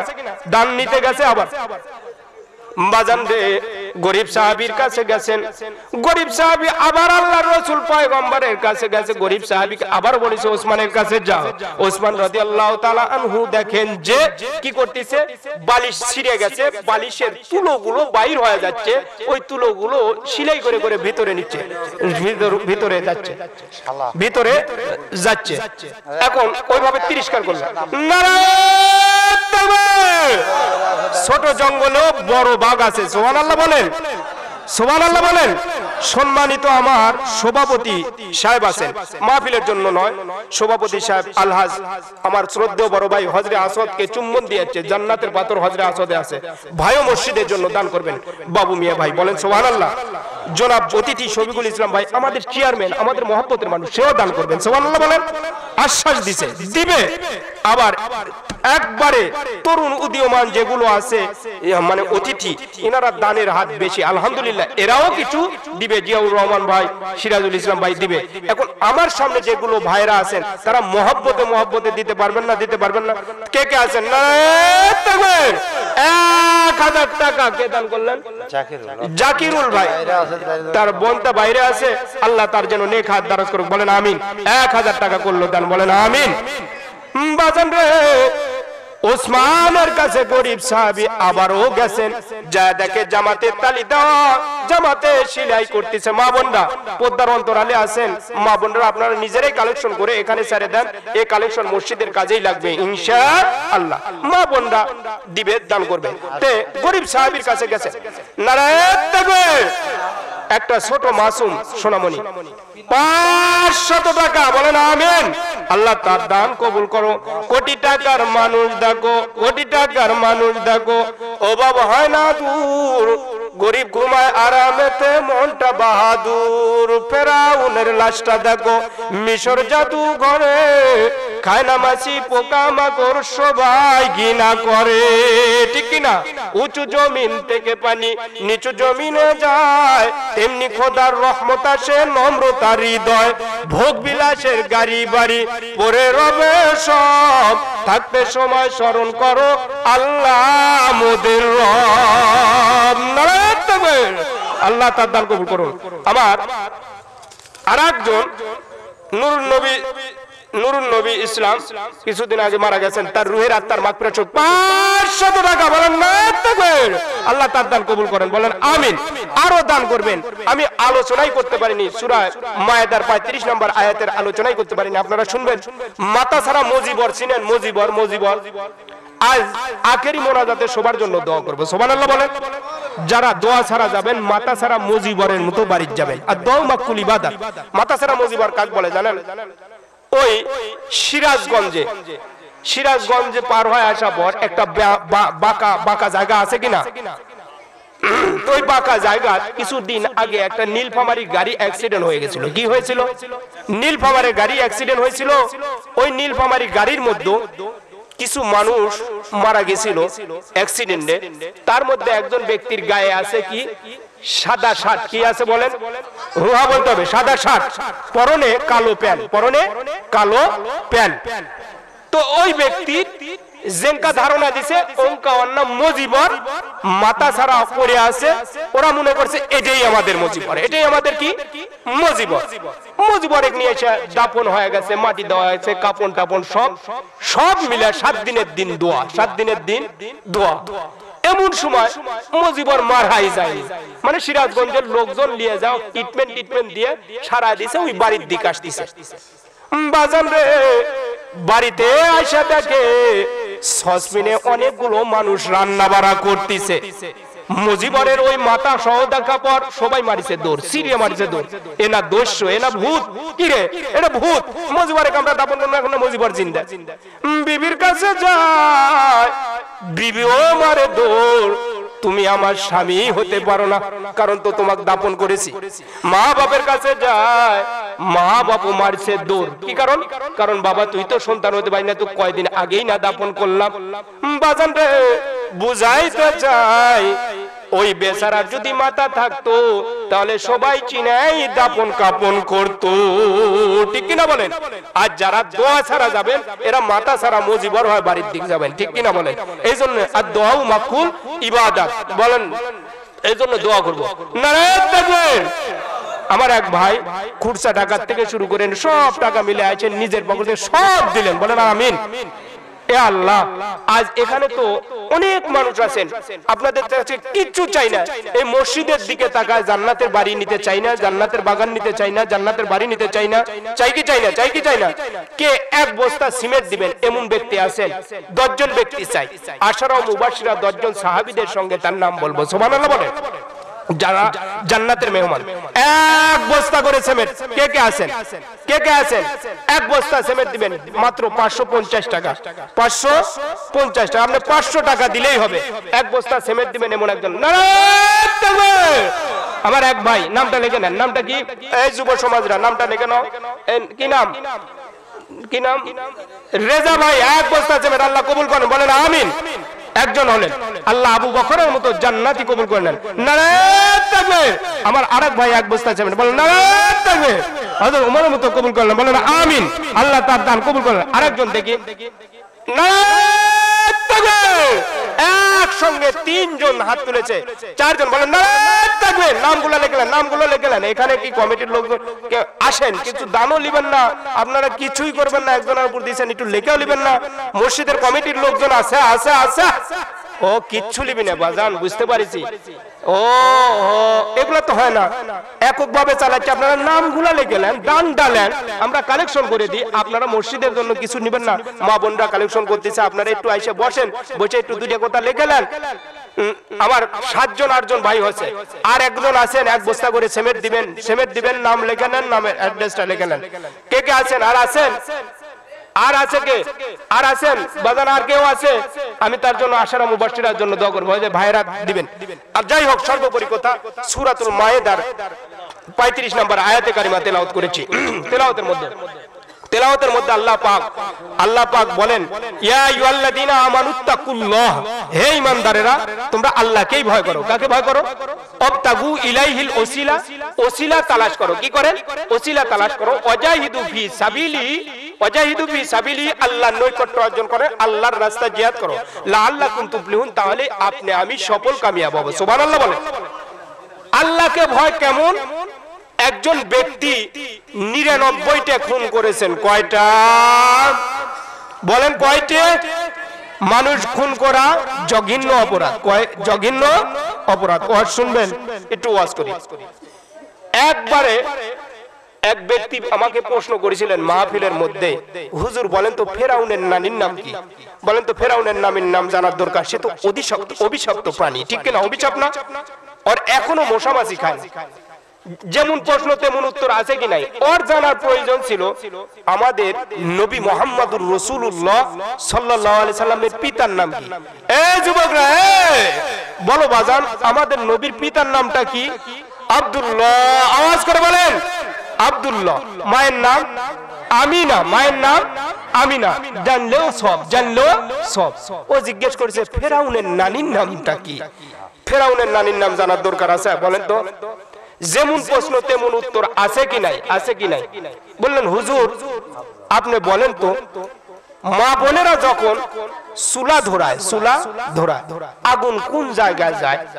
এরকম যেমন প্রশ্ন তেমন উত্তর। কান শিরাপুর চট দিয়া বলে জোনাকির পাছার যায়। বলেন ঠিক কিনা? যেমন প্রশ্ন তেমন উত্তর আছে কিনা? খুঁটা যখন পুঁতা হয়, তলের মাটি কোন জায়গায় যায়? অকানের উপর চট দিয়ে বলা হলো হিমালয় পর্বতে যায়। ঠিক কিনা বলেন? কথাই বারে। তাই না হলে হিমালয় পর্বত এত উঁচা কেন? আসলে কি তাই না হলে বুঝাইল, তাই বুঝাইল। হুজুর আপনি তো বলেন, যখন আপনি বলেছেন হিমালয় পর্বতে যায়, চুলা যখন ধরা হয়, চুলা ধোঁয়া যখন আকাশে উড়ে, আপনি যখন আগুন ধরান, তখন আগুনের ধোঁয়াগুলো কোন জায়গায় যায়? তাকে সর মেরে বুঝে দেওয়া হলো এর ধোঁয়াগুলো আকাশে যায়। দেখো না আকাশে মেঘ হয়ে ঘুরে বেড়ায়। সুবহানাল্লাহ বলেন। মোমবাতি টুমবাতি ধরাইলে লিবাইনার পর এর একটা ধোঁয়া হয় কি হয় না? হয় কি হয় না? এর ধোঁয়া কোন জায়গা যায়? ওই কাফের বেঈমান ইহুদিকে বুঝিয়ে দেওয়া হলো এর ধোঁয়া আকাশে যায়। তখন বলে তাই বারে, তাই না হলে আকাশে এত কেন ধোঁয়া? সে তাই বুঝলো। কিন্তু আমার নবী, আমার নবীর পিতার নাম, আমার নবীর মায়ের নাম তার জন্য জানাটা ওয়াজিব ছিল। ঠিক কিনা বলেন? আমার নবী বাল্যকালে 14 বছর বয়সে, আজকের যে জামানা, কয়েকদিন আগে জালসা, গতকালকে জালসা করে আসার সময় দেখলাম যে 2 মুরাদ বক্স, কি বক্সে এমন বাদ্য দিছে, কাঁসার থালি দেখেছেন? কাঁসার থালি বাইরে যেরকম শব্দ হয়, মনে বক্স ফাইটে যাচ্ছে। আর কিছু যুবক যুবতী মনে হচ্ছে মাজনুন হয়ে গেছে, উন্মাদ হয়ে নাচানাচি করতেছে। নাউজুবিল্লাহ বলেন। আমার নবী পয়গম্বরের সিরাত নিয়ে আলোচনা করলে শেষ করা যাবে না। বাজান রে, নবীর যখন 14 বছর বয়স, কুরাইশের লোকেরা যখন একটা বিবাহ বন্ধনে আবদ্ধ হয়, রাসূল ওই বিবাহ বন্ধনে আবদ্ধ হয়, রাসূল বিবাহ বন্ধনে যায়। রাসূল আল্লাহ পাক কুদরতি একটা এমন ঘুম দিয়েছিলেন, রাসূল ওই বাদ্য যন্ত্রের আওয়াজ কান পর্যন্ত বসে নাই। সুবহানাল্লাহ বলেন।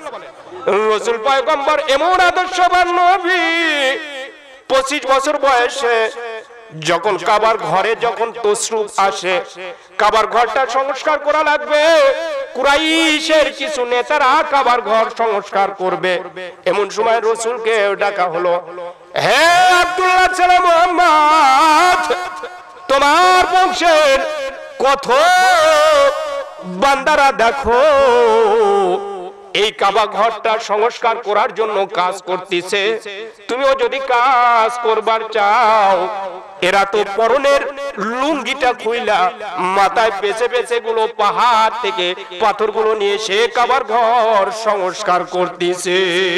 সুবহানাল্লাহ বলেন। আল্লাহর রাসূল ওই শৈশবকাল, বাল্যকাল, যৌবন কাল পর্যন্ত আল্লাহর রাসূলের এত হায়া ছিল, এত লজ্জা ছিল, ওই কুরাইশের খানদানদের নেতা পর্যন্ত আপনার আমার নবী পয়গম্বরের পরনে যখন হাত দিত, তখনই নবী পয়গম্বরের আল্লাহর কুদরতি এমন ঘুম দিয়েছিলেন, সেন্সলেস হয়ে পড়েছিল। নবী পয়গম্বরকে ট্রিটমেন্ট করার জন্য করতে করতে দেখে তারা পাহাড় থেকে ওইগুলো পাথরগুলো নিয়ে এসে কাবা ঘরের সংস্কার করেছে। সুবহানাল্লাহ বলেন। বাজান রে, নবী পয়গম্বর বাবা ছেলেদের জন্য সতর, নাভির নিচ থেকে টাকনুর উপর পর্যন্ত সতর, আর এই কেউ যদি সতর ঢেকে রাখে, সতর ঢেকে রাখাও ওয়াজিব। নবী পয়গম্বর কোনোদিনও সতর খুলতেন না, নবী পয়গম্বর কোনোদিন গান বাদ্যযন্ত্র কখনোই বাজাইতেন না। হাদিস শরীফের মধ্যে এসেছে, আলগানাউ ইয়ামবিতুন নাফাত কামা ইয়ামবিতুস সারাম, গান মানুষের অন্তরের মধ্যে কপটতা সৃষ্টি করে, ঘৃণা সৃষ্টি করে। এই গান শুনলে মানুষ ইবাদত বন্দেগী করতে পারে না। যেমন শস্য খেতে বীজ বপন করার পর পানি দিয়ে সেচ দেওয়া হয়, যেমন শস্য খেতে বীজ বপন করার সময় পানি দিলে যেমন শস্য খেতটা জমিতে উর্বরতা বেশি দেখা যায়, গানটা শুনলেও মানুষের কলব, রূহ, আত্মা অমনি ভাবে উর্বরতা হয়ে মারা যায়। এই জন্য বাজানে কোন রকম গান শোনা যাবে না, কোন বেহাপনা উলঙ্গপনার থেকে আমাদের সংরক্ষিত থাকতে হবে, হেফাজত থাকতে হবে, ঠিক কিনা বলেন? মায়ের জন্য, বাবার জন্য একমাত্র সন্তান 7 বছর আগে বিবাহ করেছে, বিবাহ করার কারণে, বিবির কারণে সন্তান মা বাবার থেকে দূরে চলে গেছে, মা বাবার কোন রকম খোঁজ নেয় না। আল্লাহ পাক কুদরতি সাহায্যে ওই সন্তান, মা বাবা নারাজ হয়েছে, সন্তানের প্রতি আল্লাহর আরশে আজিমে জোশ মেরে গেছে, ওই সন্তানের যৌন অঙ্গে এমন প্রসারি ধরেছে যে যৌন অঙ্গ কেটে ফেলতে বাধ্য হয়েছে। নাউজুবিল্লাহ বলেন। কিতাবের মধ্যে এসেছে, যে বিবির কারণে মা বাবার খোঁজ নিত না, 1 যুগ পার হয়ে যায়, 7 বছর পার হয়ে যায়, 12 বছর পার হয়ে যায়, 12 বছর পর 1 যুগ পর মায়ের খোঁজ নিতে দেশে আসা দেখে যে বৃদ্ধ বাবাটাকে রেখেছিল, বাবাটার ট্রিটমেন্টের জন্য, অসুস্থতার জন্য মা বাবা ভিটে মাটি পর্যন্ত বিক্রি করে বাবার ক্যান্সার রোগ সুস্থ করতে পারে নাই, বাবা মারা গেছে। যে বাড়িটা বাবা মায়ের জন্য ছিল, 1 যুগ পর ওই বাড়িতে এসে কমলা, বেদেনা, আঙ্গুর ফলের চাষ হয়। ওই সন্তানটা বিবির মহব্বতে দেশের বাইরে হানিমনের জন্য যাইতো, বিবির মহব্বতে বিবিকে নিয়ে দূরে থাকতো। বিবি যখন, যে বিবি স্বামীর যৌন অঙ্গ আল্লাহ পাকের কুদরতিতে নষ্ট হয়ে গেছে, পৃথিবীতে 2 জন মানুষ আপনজন, এ বাজান, একটা হলো মা আর একটা হলো বাবা। সুবহানাল্লাহ বলেন। যে বাবা মাকে ফেলে রেখেছিল, হে যুবক, এখনো যারা বাবা মার সঙ্গে অবাধ্য ব্যবহার করো, এখনো যারা বাবা মার সঙ্গে খারাপ আচরণ করো, বাবা মার অবাধ্য হয়েছো, এখন থেকেই তোমরা বেশি বেশি করে বাবা মার কাছে মাপ নাও। সুবহানাল্লাহ বলেন। ওই 1 বছর পরে বাজান, 1 বছর পরে ওই সন্তান 7 বছর পরে যে বাড়িতে বাবা মা থাকতো, ওই বাড়িতে এসে থাকে বাবাও মারা গেছে, বাবার ভিটে মাটি পর্যন্ত বিক্রি হয়েছে, কিন্তু যে বাগানে নিজের বাবা মা থাকতো ওই বাগানটা অন্য মানুষ ক্রয় করে নিয়েছে।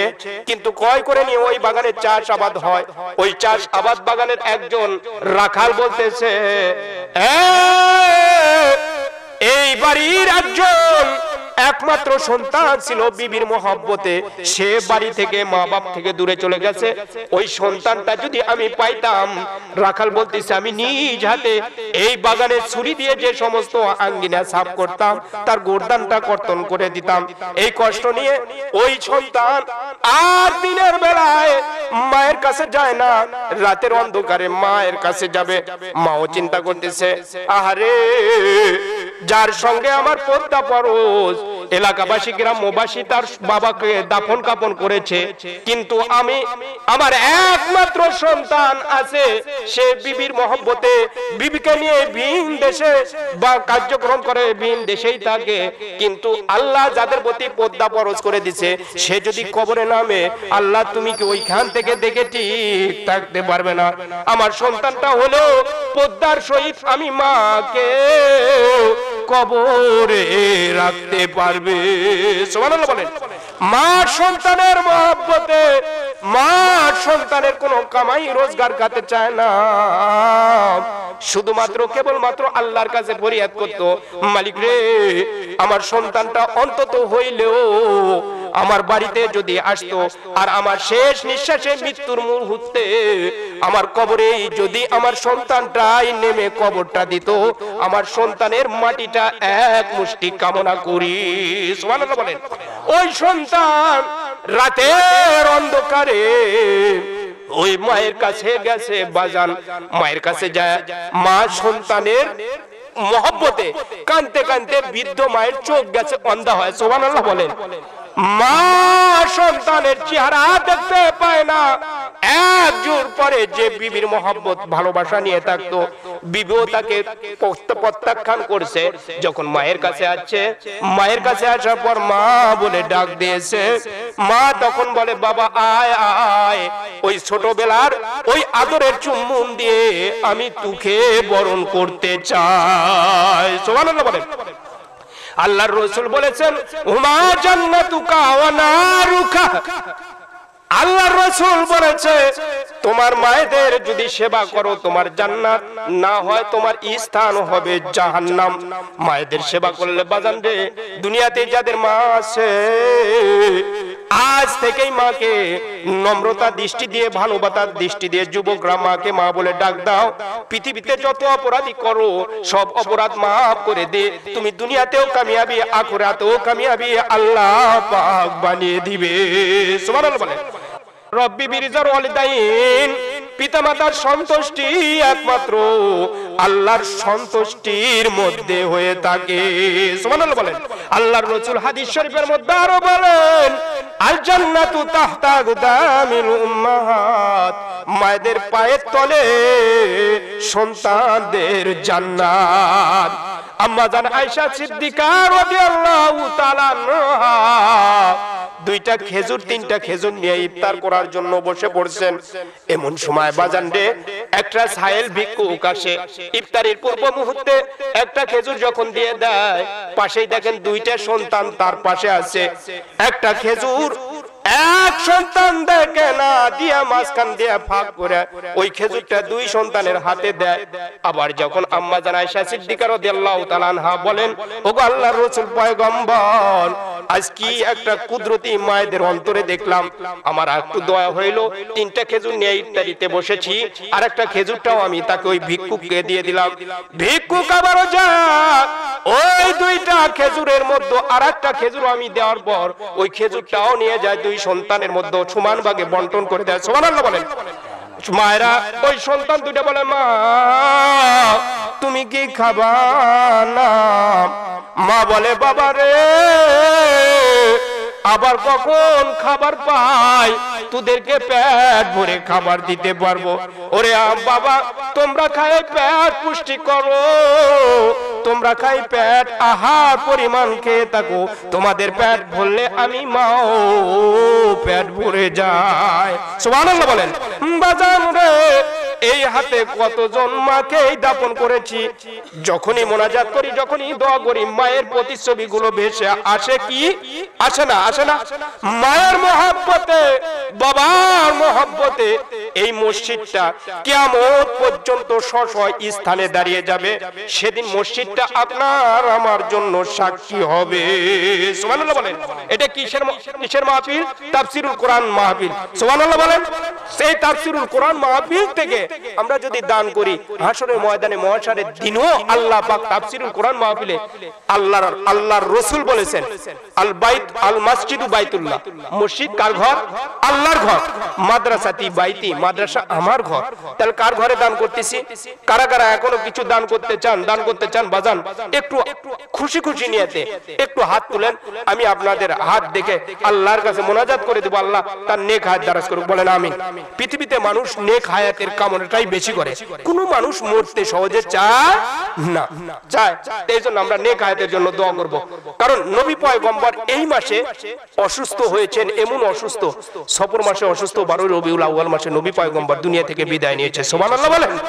নবী গো, দুনিয়া থেকে বিদায়ের মুহূর্তে আল্লাহর কাছে দোয়া করলেন, আল্লাহুম্মা ইন্নী আলা সাকরাতিল মউত, মালিক রে, কঠিন কষ্টদায়ক মৃত্যুর মুহূর্তেও তুমি আপনি আমাকে সাহায্য করেন। সুবহানাল্লাহ বলেন।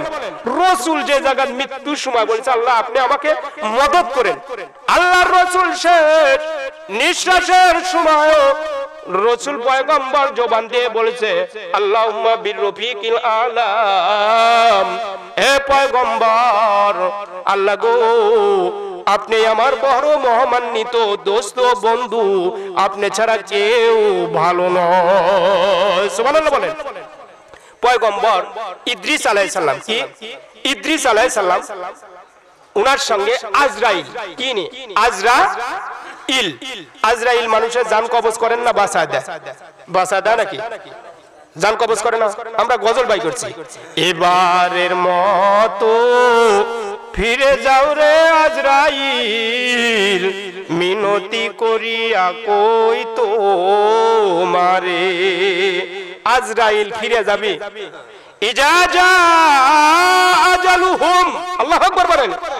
ইজা জা আজালুহুম লা ইস্তাকিরুনা সাআতাও ওয়া লা ইস্তাকদিমুন। আমার আল্লাহ বলেন, যখন যার মৃত্যু, যখন যে সময় এসে যাবে, এক মুহূর্ত আগেও আসবে না, এক মুহূর্ত পরেও আসবে না। যখন যে সময় মৃত্যু, ঠিক সেই সময় এসে যাবে, তখনই মালাকুল মউত আজরাইল হাজির হয়ে যাবে। সুবহানাল্লাহ বলেন। পয়গম্বর আজরাইল ইদ্রিসের সঙ্গে বন্ধুত্বালি করতে চায়। পয়গম্বর ইদ্রিস বলেন, হে আজরাইল, আমি তোমার সঙ্গে বন্ধুত্বালি করতে চাই, দোস্ততালি করতে চাই, যতই ভাব লাগাও, কিন্তু সত্য হচ্ছে আমার তিনটা। কয়টা? তিনটা। আজরাইল, আজরাইল, আমি পয়গম্বর ইদ্রিসের সাথে দোস্ততালি করতে চাইলে সত্য তিনটা মানতে হবে। এক নাম্বার সত্য, মানুষের মৃত্যুটা কেমন হয়, মৃত্যুটা আমাকে দিয়ে দেখায় দিতে হবে। আজরাইল আল্লাহর কাছে অনুমতি প্রাপ্ত নিতে যায়। আল্লাহর কাছে বলেন, আল্লাহ, তোমার পয়গম্বর ইদ্রিস মৃত্যুটা কেমন এটা দেখবার চায়। আল্লাহ বলে, তাকে জানটা বাহি করে আবার পুনরায় জানটা সঙ্গে সঙ্গে দিয়ে দিবে। আবার বললেন, হ্যাঁ আজরাইল, দ্বিতীয় নাম্বার সত্য, জাহান্নামটা কেমন, উইদ্দাত লিল কাফিরিন, কাফিরদের জন্য তৈরি করা হয়েছে, এই জাহান্নামটা কেমন একটু দেখবার চাই। জাহান্নামের কাছে গেছে বাজান, জাহান্নামটাও দেখেছে। পয়গম্বর বললেন, হে আজরাইল, মানুষ জান্নাতে যাবে, জান্নাতটা কেমন, জান্নাতটাও একটু দেখবার চাই। সুবহানাল্লাহ বলেন। আমরা জান্নাতে যাইতে চাই না? জান্নাতে যাইতে চাই না? দোস্ত বানালে 3 শর্তের বিনিময়। পয়গম্বর জান্নাতে গেলেন, জান্নাতে গিয়ে আজরাইলে কইলেন hello hi high bye bye tata, এখন আপনি আসতে পারেন। ঠকালেন। মানুষের মৃত্যু, এ আজরাইল, মানুষের মৃত্যু একবারই হয়, আমার মৃত্যু একবারই হয়েছে। জাহান্নামটা কেমন কষ্টের জায়গা সেটাও আমি উপভোগ করেছি, জান্নাতটা কেমন সুখের জায়গা, জান্নাতের মধ্যে ঢুকেছি, আর বাইর হইতে চাই না। সুবহানাল্লাহ বলেন। পয়গম্বর ইদ্রিস আলাইহিস সালাম শখের মৃত্যুটাও কেমন কষ্টের হয়েছে বাজান, একটু শুনুন। কুরবানি দিলে দেখবেন আমরা যখন ছাগল জবা করি তখন পিছের 2 পা লটকাই, লটকাই কি লটকাই না? জবা করার পর লটকাই কি লটকাই না? পয়গম্বর ইদ্রিস আলাইহিস সালাম বললেন আমার শখের মৃত্যুটা কত কষ্টদায়ক ভয়ানক হয়েছে। একটা তাজা ছাগলকে যখন পিছনে 2 পা লটকানো হয়, ওই তাজা ছাগলকে পিছনে 2 পা লটকানোর পর নাভির থেকে যখন নেজের থেকে যখন নাভি বরাবর আনা হয়, তাজা ছাগলটা যেমন কষ্ট পায়, নাভির থেকে যখন গলা বরাবর আনা হয় যেমন তাজা ছাগলটা। ওয়ায়ুহিব্বুল মুতাতাহিরিন, হে আল্লাহর বান্দারা, যত পাপিষ্ট যত গুনাহগার হও না কেন, তোমরা যদি তোমাদের কাছে হাই অ্যান্টিবায়োটিক ওষুধ দিলে যে কাজ হয়, আমার আল্লাহর রাসূলের জবানের কিছু হাদিস শিক্ষা দিয়েছে, যদি বেশি বেশি ইস্তেগফার করি তার জীবনে আল্লাহ গুনাহ maaf করে দেন। সুবহানাল্লাহ বলেন। আমার আল্লাহ বলেন ইন্নাল্লাহা ইউহিব্বুত তাওয়াবিন, নিশ্চয় আল্লাহ তাআলা তওবাকারীকে ভালোবেসে থাকেন। ওয়ায়ুহিব্বুল মুতাতাহিরিন, আর পবিত্রতা অর্জনকারীকে আমার আল্লাহ বেশি পছন্দ করেন। সুবহানাল্লাহ বলেন। সুবহানাল্লাহ বলেন। খাজা কুতুবউদ্দিন বখতিয়ার কাকি রহমাতুল্লাহ আলাইহি, তার ভিতর 4টা গুণ ছিলেন। কয়টা গুণ? 4টা গুণ।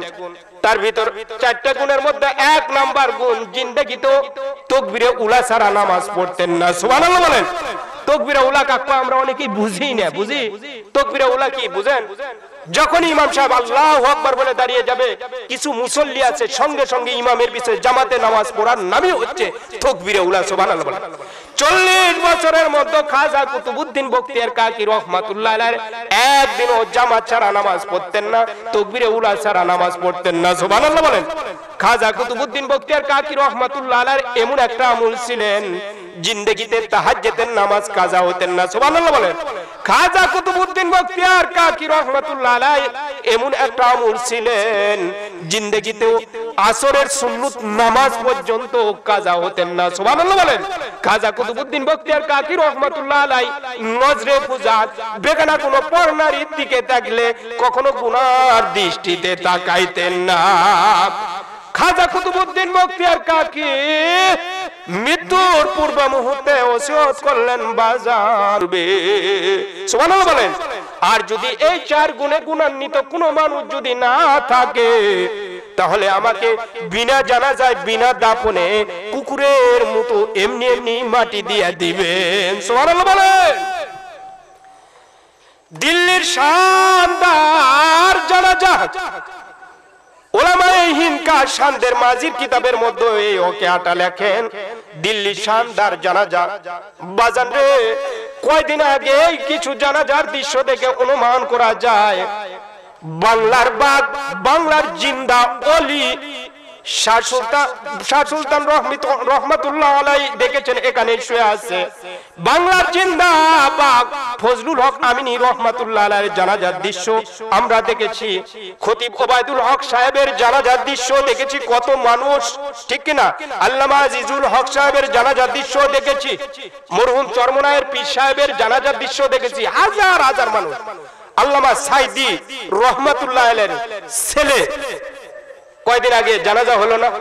হয়নি? উনার জানাজার দৃশ্য দেখেছি, কত মানুষ।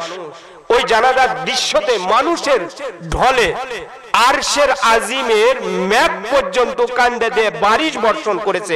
চিৎকার দিয়ে বলেন সুবহানাল্লাহ। বৃষ্টি পর্যন্ত বর্ষণ হয়েছে, মেঘ কান্ডা দিয়েছে। এগুলো জানাজার দৃশ্য দেখলে অনুমান করা যায় খাজা কুতুবউদ্দিন বখতিয়ার কাকি রহমাতুল্লাহ আলাইহির জানাজাতে না জানি কত মানুষ হয়েছিল। সুবহানাল্লাহ বলেন। খাজা কুতুবউদ্দিন কাকি রহমাতুল্লাহ আলাইহি চারটা নসিহত জুড়ে দিলেন, হে আল্লাহর বান্দারা, এমন যদি কোন গুণে গুণান্বিত মানুষ থাকে আমার জানাজার নামাজ ইমামতি করবে, আর যদি না তাকে বিনা জানাজায় দাফন করে দিবে।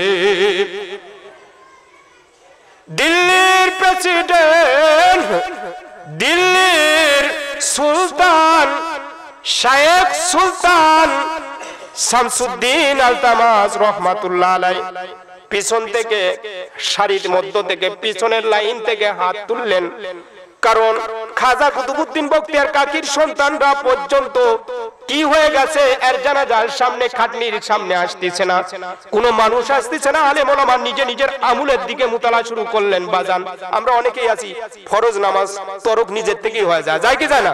জামাতে কত নামাজ যে ছুটে গেছে আল্লাহ মালুমই ভালো জানে, জানে কিনা?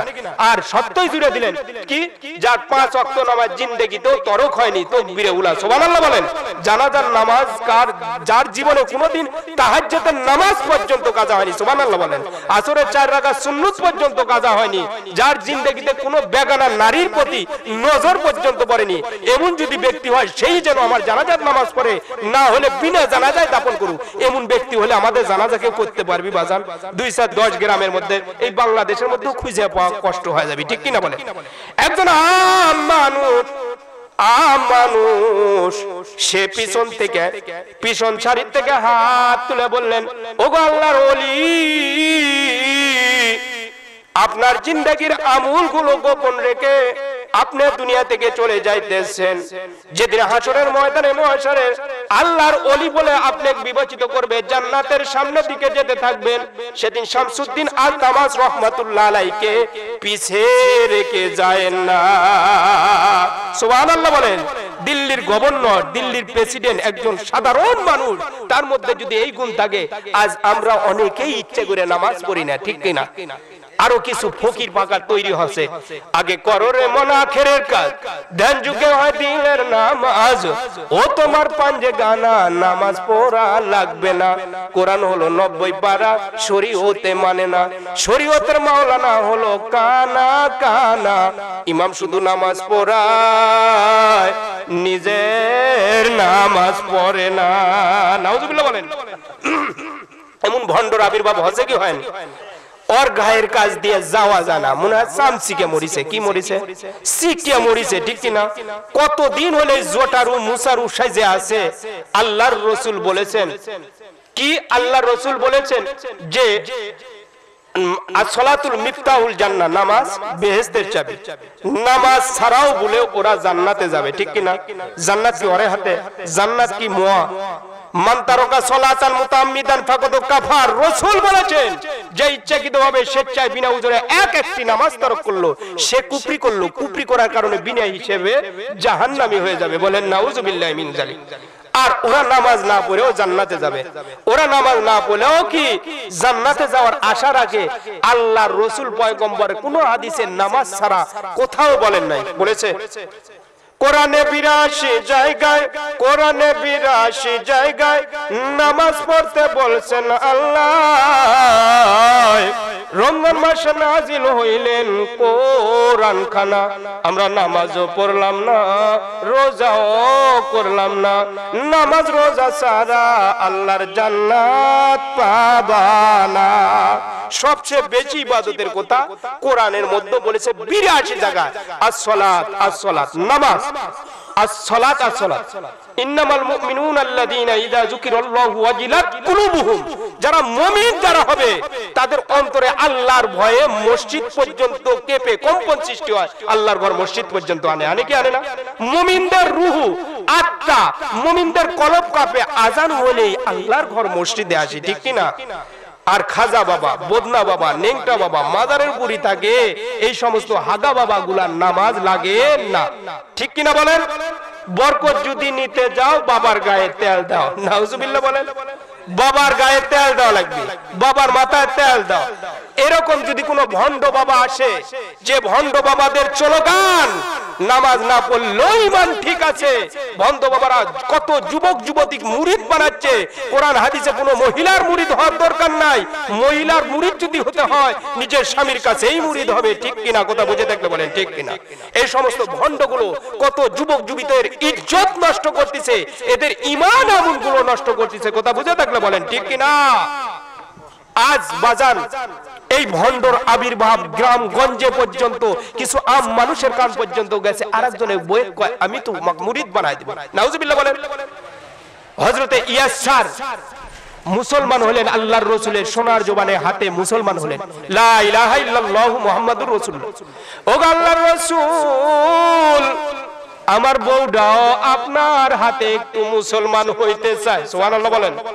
আল্লাহর রাসূল বললেন আনেন আপনার বউটাকে আনেন, আমি মুরিদ বানাই দিই, মুসলমান বানাই দিই। আল্লাহর রাসূল পয়গম্বর বললেন, এ পয়গম্বর, এ সাহাবী, আপনাকে আমি মুসলমান বানিয়ে দিয়েছি। বাল্লিগু আন্নি ওয়ালাউ আয়া, আপনার বিবিকে আপনি কালেমা পড়ে মুসলমান বানিয়ে দেন। সুবহানাল্লাহ বলেন। আজ মুসলমান হওয়ার জন্য, মুরিদ সাজার জন্য আরেক পর পুরুষের কাছে মুরিদ হওয়া লাগে, এরকম ভণ্ডামি আছে কি নাই? ওগুলো ভণ্ডরা এটি বলে নামাজ পড়ে না, কাবা ঘরে কুকুর টাকা এটি তারা হু করে হু আল্লাহ আল্লাহ এরকম করে ঝাঁকি মারে, মারে কি মারে না? ওই ভণ্ডদের কাছে এক প্লেট ভাত দিলেন, ভাতের নিচে যদি কই মাছ ভাজা দেন, ভণ্ড কোনোদিন কোন রকম দেখতেও পাবে না। ভণ্ড আজ আমাদের মাইন্ড করবেন না, রংপুরের মানুষ একটু আলাবলা বেশি হয়, হয় কি হয় না? বগুড়ার মানুষ সবচেয়ে বেশি চালু, বগুড়ার মেয়েরা আরো বেশি চালু। সুবহানাল্লাহ বলেন ঠিক কিনা? ওই ভণ্ড স্বামী হচ্ছে মুরিদ ভোদামাস, উনি হচ্ছে রংপুরিয়া, আর বউটা হচ্ছে বগুড়ার। তো পীর সাহেবে গানিছে, পীর সাহেব এটি নিয়ে আল্লাহ আল্লাহ করিচ্ছে, আর ওই মুরিদ করছে তোমার পীর সাহেবের আজ পীরগিরি দেখতে চাই। পীর কেমন পীর? আত্মশুদ্ধির পীর নাকি? যে আত্মশুদ্ধির পীরের ঘটনা শুনেন, আমাদের ইমাম আবু হানিফা রাহমাতুল্লাহ আলাইহি 40 বছরের মধ্যে এক এশার ওযু দিয়ে লাগাতার ফজরের নামাজ আদায় করেছে। চিৎকার দিয়ে বলেন সুবহানাল্লাহ। এশার ওযু দিয়ে লাগাতার 40 বছর ফজরের নামাজ বা জামাতে তাকবীরে উলার সঙ্গে আদায় করেছে। সুবহানাল্লাহ বলেন। যেমন ইমাম তেমন শাগরেদ, ওস্তাদও হচ্ছে ইমাম ইউসুফ রাহমাতুল্লাহ আলাইহি। চিৎকার দিয়ে বলেন সুবহানাল্লাহ। ওস্তাদ মানে ইমাম আবু হানিফার ছাত্র ইউসুফ রাহমাতুল্লাহ আলাইহি। ইউসুফ রাহমাতুল্লাহ আলাইহির বাড়িতে গেছেন ইমাম আবু হানিফা, একদিন দাওয়াত করেছেন ছাত্রর বাড়িতে। ছাত্রর বাড়িতে গিয়ে ইমাম ইউসুফ রাহমাতুল্লাহ আলাইহি ছোট্ট 7 বছরের একটা সন্তান আছে। ওই সন্তান বলতেছে, বাবা তোমার হুজুর যে পরিমাণ খানা পরিবেশন করেছে হুজুরের কাছে, হুজুর 5-7 জনের খানা একবারে খায় নিমিশেষ করেছে। সুবহানাল্লাহ বলেন। ইমাম আবু হানিফা, আমাদের ইমাম আবু হানিফা রাহমাতুল্লাহ আলাইহি খায়া শেষ করেছেন। করার পর খায়া শেষ করার পর ছোট্ট 7 বছরের একটা ছোট্ট মেয়ে বলতেছে, বাবা তোমার ওস্তাদ কি রাক্ষস নাকি না হাঙ্গর? একবারে 5-7 জনের খানা খায় ফেলছে, তোমার ওস্তাদে পরীক্ষা করব। আজ হয়তোবা সে পায়খানা টায়খানা কাপড় চোপড় নষ্ট করে ঘরেই অবস্থান করবে। এক বদনা পানি ওই দরজার গেটের সামনে দিয়েছেন ইমাম আবু হানিফা রাহমাতুল্লাহ আলাইহি। একটা কোরআনের আয়াত নিয়ে 100 মাসলা সারা রাত জেগে জেগে মাসলা ইস্তেমবাদ করেছে। একটি কোরআনের আয়াত থেকে ওই রাত্রিতে তাহাজ্জুদ নামাজ আদায় করেছে। ওই ওযু দিয়ে, একই ওযু দিয়ে পরের দিন ফজরের নামাজও বা জামাতে তাকবীরে উলার সঙ্গে আদায় করেছে। চিৎকার দিয়ে বলেন সুবহানাল্লাহ। ইমাম ইউসুফ রাহমাতুল্লাহ আলাইহির মেয়ে বললেন, বাবা আমি যে বদনা ভরে পানি থুয়েছি ওই পানিতে কোন রকম তো হাতই লাগাইনি। সুবহানাল্লাহ বলেন। তাহলে মা আমার ওস্তাদের সঙ্গে কোন রকম বেয়াদবি না করে তুমি তোমার প্রশ্নটা ধীরস্থির নম্রতা বিনয় করো। ছোট বাচ্চারা জেদ করলে বলতে পারে কি পারে না। এখন মিডিয়া মনে করেন যে কিন্ডারগার্টেনের ছাত্রছাত্রীরা কিছু সাবজেক্ট আছে এত কঠিন, অনেক স্যার পড়াইতে পারে না, তাদের প্রশ্ন কঠিন হয়, হয় কি হয় না বলেন? ছোট্ট বাচ্চা জিজ্ঞেস করছে, ওস্তাদ মহোদয় আপনাকে বদনা দিলাম, এক বদনা পানি আপনি ওযু প্রয়োজন পেশাব পায়খানা ইস্তেঞ্জা করেছেন, আপনি কি করেননি? বলে মা আজকে তোমার কাছে আমার গোপন রাজ ভেদ হয়ে গেল। সুবহানাল্লাহ বলেন। তোমার বাবা যে খানাটা হালাল রুজি অন্বেষণ করে আমার সামনে দিয়েছে, ওই খানা আমি 5-7 জনের খানা খায়া শরীরের মধ্যে এত শক্তি আছে। সুবহানাল্লাহ বলেন। হালাল খানার মধ্যে শক্তি হয়, কোন রকম তন্দ্রা আসে নাই, ঘুমও আসে নাই, কোন রকম আমার এক ফোঁটাও নিন্দ আসেনি, টয়লেট পেশাবখানারও জরুরত হয়নি। এই ওযু দিয়ে এই খানা খায়া আর তোমার বাবার খানা যখন আমার সামনে পরিবেশন করেছে মা, ওই খানার দেখি আসমান থেকে স্বয়ং সকিনা বরকত তোমার বাবার খানার উপর পড়তেছিল। সুবহানাল্লাহ বলেন। ওই খানাকে মা আমি কোরআনের আয়াত থেকে 100টা মাসলা ইস্তেমবাদ করেছি, সারা রাত জাগ্রত থেকে। সুবহানাল্লাহ বলেন। ওই খানাকে রাত্রিতে তাহাজ্জুদের নামাজ পড়েছি, পরের দিন ফজরের নামাজও পড়েছি। মা আগামীকাল এখন আমি যাব, আমার বাসাতে কিছু ছাত্র ছাত্রী আছে, তাদেরকে পড়ানোর জন্য যাব। মারে তুমি যখন প্রশ্ন করলে এই গোপন বেটাও রাজ হয়ে গেল। সুবহানাল্লাহ বলেন। আজকালকার ভণ্ডরা এখান থেকে খানা খাবার কুকুরও তারায়, কিন্তু যখন তাদের প্লেটের নিচে যদি ভাজা মাছ দেওয়া হয় তারা দেখতে পায় না, দেখতে পায় না। মুরিদ নি করছে আজ পীর সাহেবগিরি ছুটাবো। এই সমস্ত যদি কোনো পীর কোনো বাড়িতে আসে, মা বোনেরা আপনারা সোচ্চার হবেন, আপনারা চালু হবেন। বাঁশের খিল দিয়ে, বাঁশের কোঞ্চা দিয়ে, বাঁশের ছাল দিয়ে আপনারা ঝাঁটা বাড়ি বাড়ি রাখবেন। এই সমরে পীরদের মাথা থেকে পা পর্যন্ত আপনারাই সাইজ করবেন। কথা বুঝে থাকলে বলেন ঠিক কিনা? আপনাদের পীর আপনাদের সব কিছু স্বামী। চিৎকার দিয়ে বলেন সুবহানাল্লাহ, ঠিক কিনা বলেন? আল্লাহ পাক আমাদের সবাই সকলকেই নেক হায়াত দারাজ করুক, বলেন আল্লাহুম্মা আমিন। তাহলে জালসার শেষে, জালসার প্রারম্ভ থেকে এ পর্যন্ত আলোচনা হলো আমার ভাই তার একমাত্র সন্তান, সেই সন্তানকে বিবাহ উপলক্ষে উনি ঢাক ঢোল বাদ্যযন্ত্র দিয়ে বিবাহ করার একটা মান্যত করেছিল, যেগুলো অহেতুক মান্যত। এই মান্যত না পূরণ করে তার ছেলের যদি নেক হায়াত যদি হয়, সেই সুবাদে তাফসিরুল কোরআন মাহফিলের আয়োজন করেছে। এটা ভালো না মন্দ? ভালো না মন্দ? যারা আপনারা এককভাবে আছে সুন্দর করতে পারেন। গত বছর আমার শ্রদ্ধেয় বড় ভাই বজলুর রশিদ ভাই এসেছিলেন, ঠিক কিনা বলেন? চাকচিক্য এই বছর করেছে। সুবহানাল্লাহ বলেন। দোকান পাশারিতে যারা দোকান লাগাছেন, দয়ার দৃষ্টিকোণ থেকে বলবেন আর সদকাতু তারাদ্দুল বালা, এই মসজিদের ভাই নিজে 1 টাকাও নিবে না, আমার উমর আলী ফারুক ভাই 1 টাকাও নিবে না। এই মসজিদের দিকে সুদৃষ্টি থেকে আপনারা দোকান পাশারির থেকেও কিছু কিছু করে দান করবেন। সুবহানাল্লাহ বলেন। দান করলে বালা মুসিবত দূর হয়, দান করলে আপনার আমার নেক হায়াত বেড়ে দেয়, বলেন সুবহানাল্লাহ। দান করলে আল্লাহ পাক আমাদের পৃষ্ঠতাপ থেকে, গাড়ি অ্যাক্সিডেন্ট থেকে, বালাত থেকে হেফাজত করে। সুবহানাল্লাহ বলেন। দোকান পাশারিতে কিছু ভাইরা আলোচনা কালেকশন করেছেন, করবেন ইনশাআল্লাহ। আর সভাপতি ভাই চলে গেছে, এখন বিশেষ করতে পারি। আস্তাগফিরুল্লাহ। নারায়ে তাকবীর।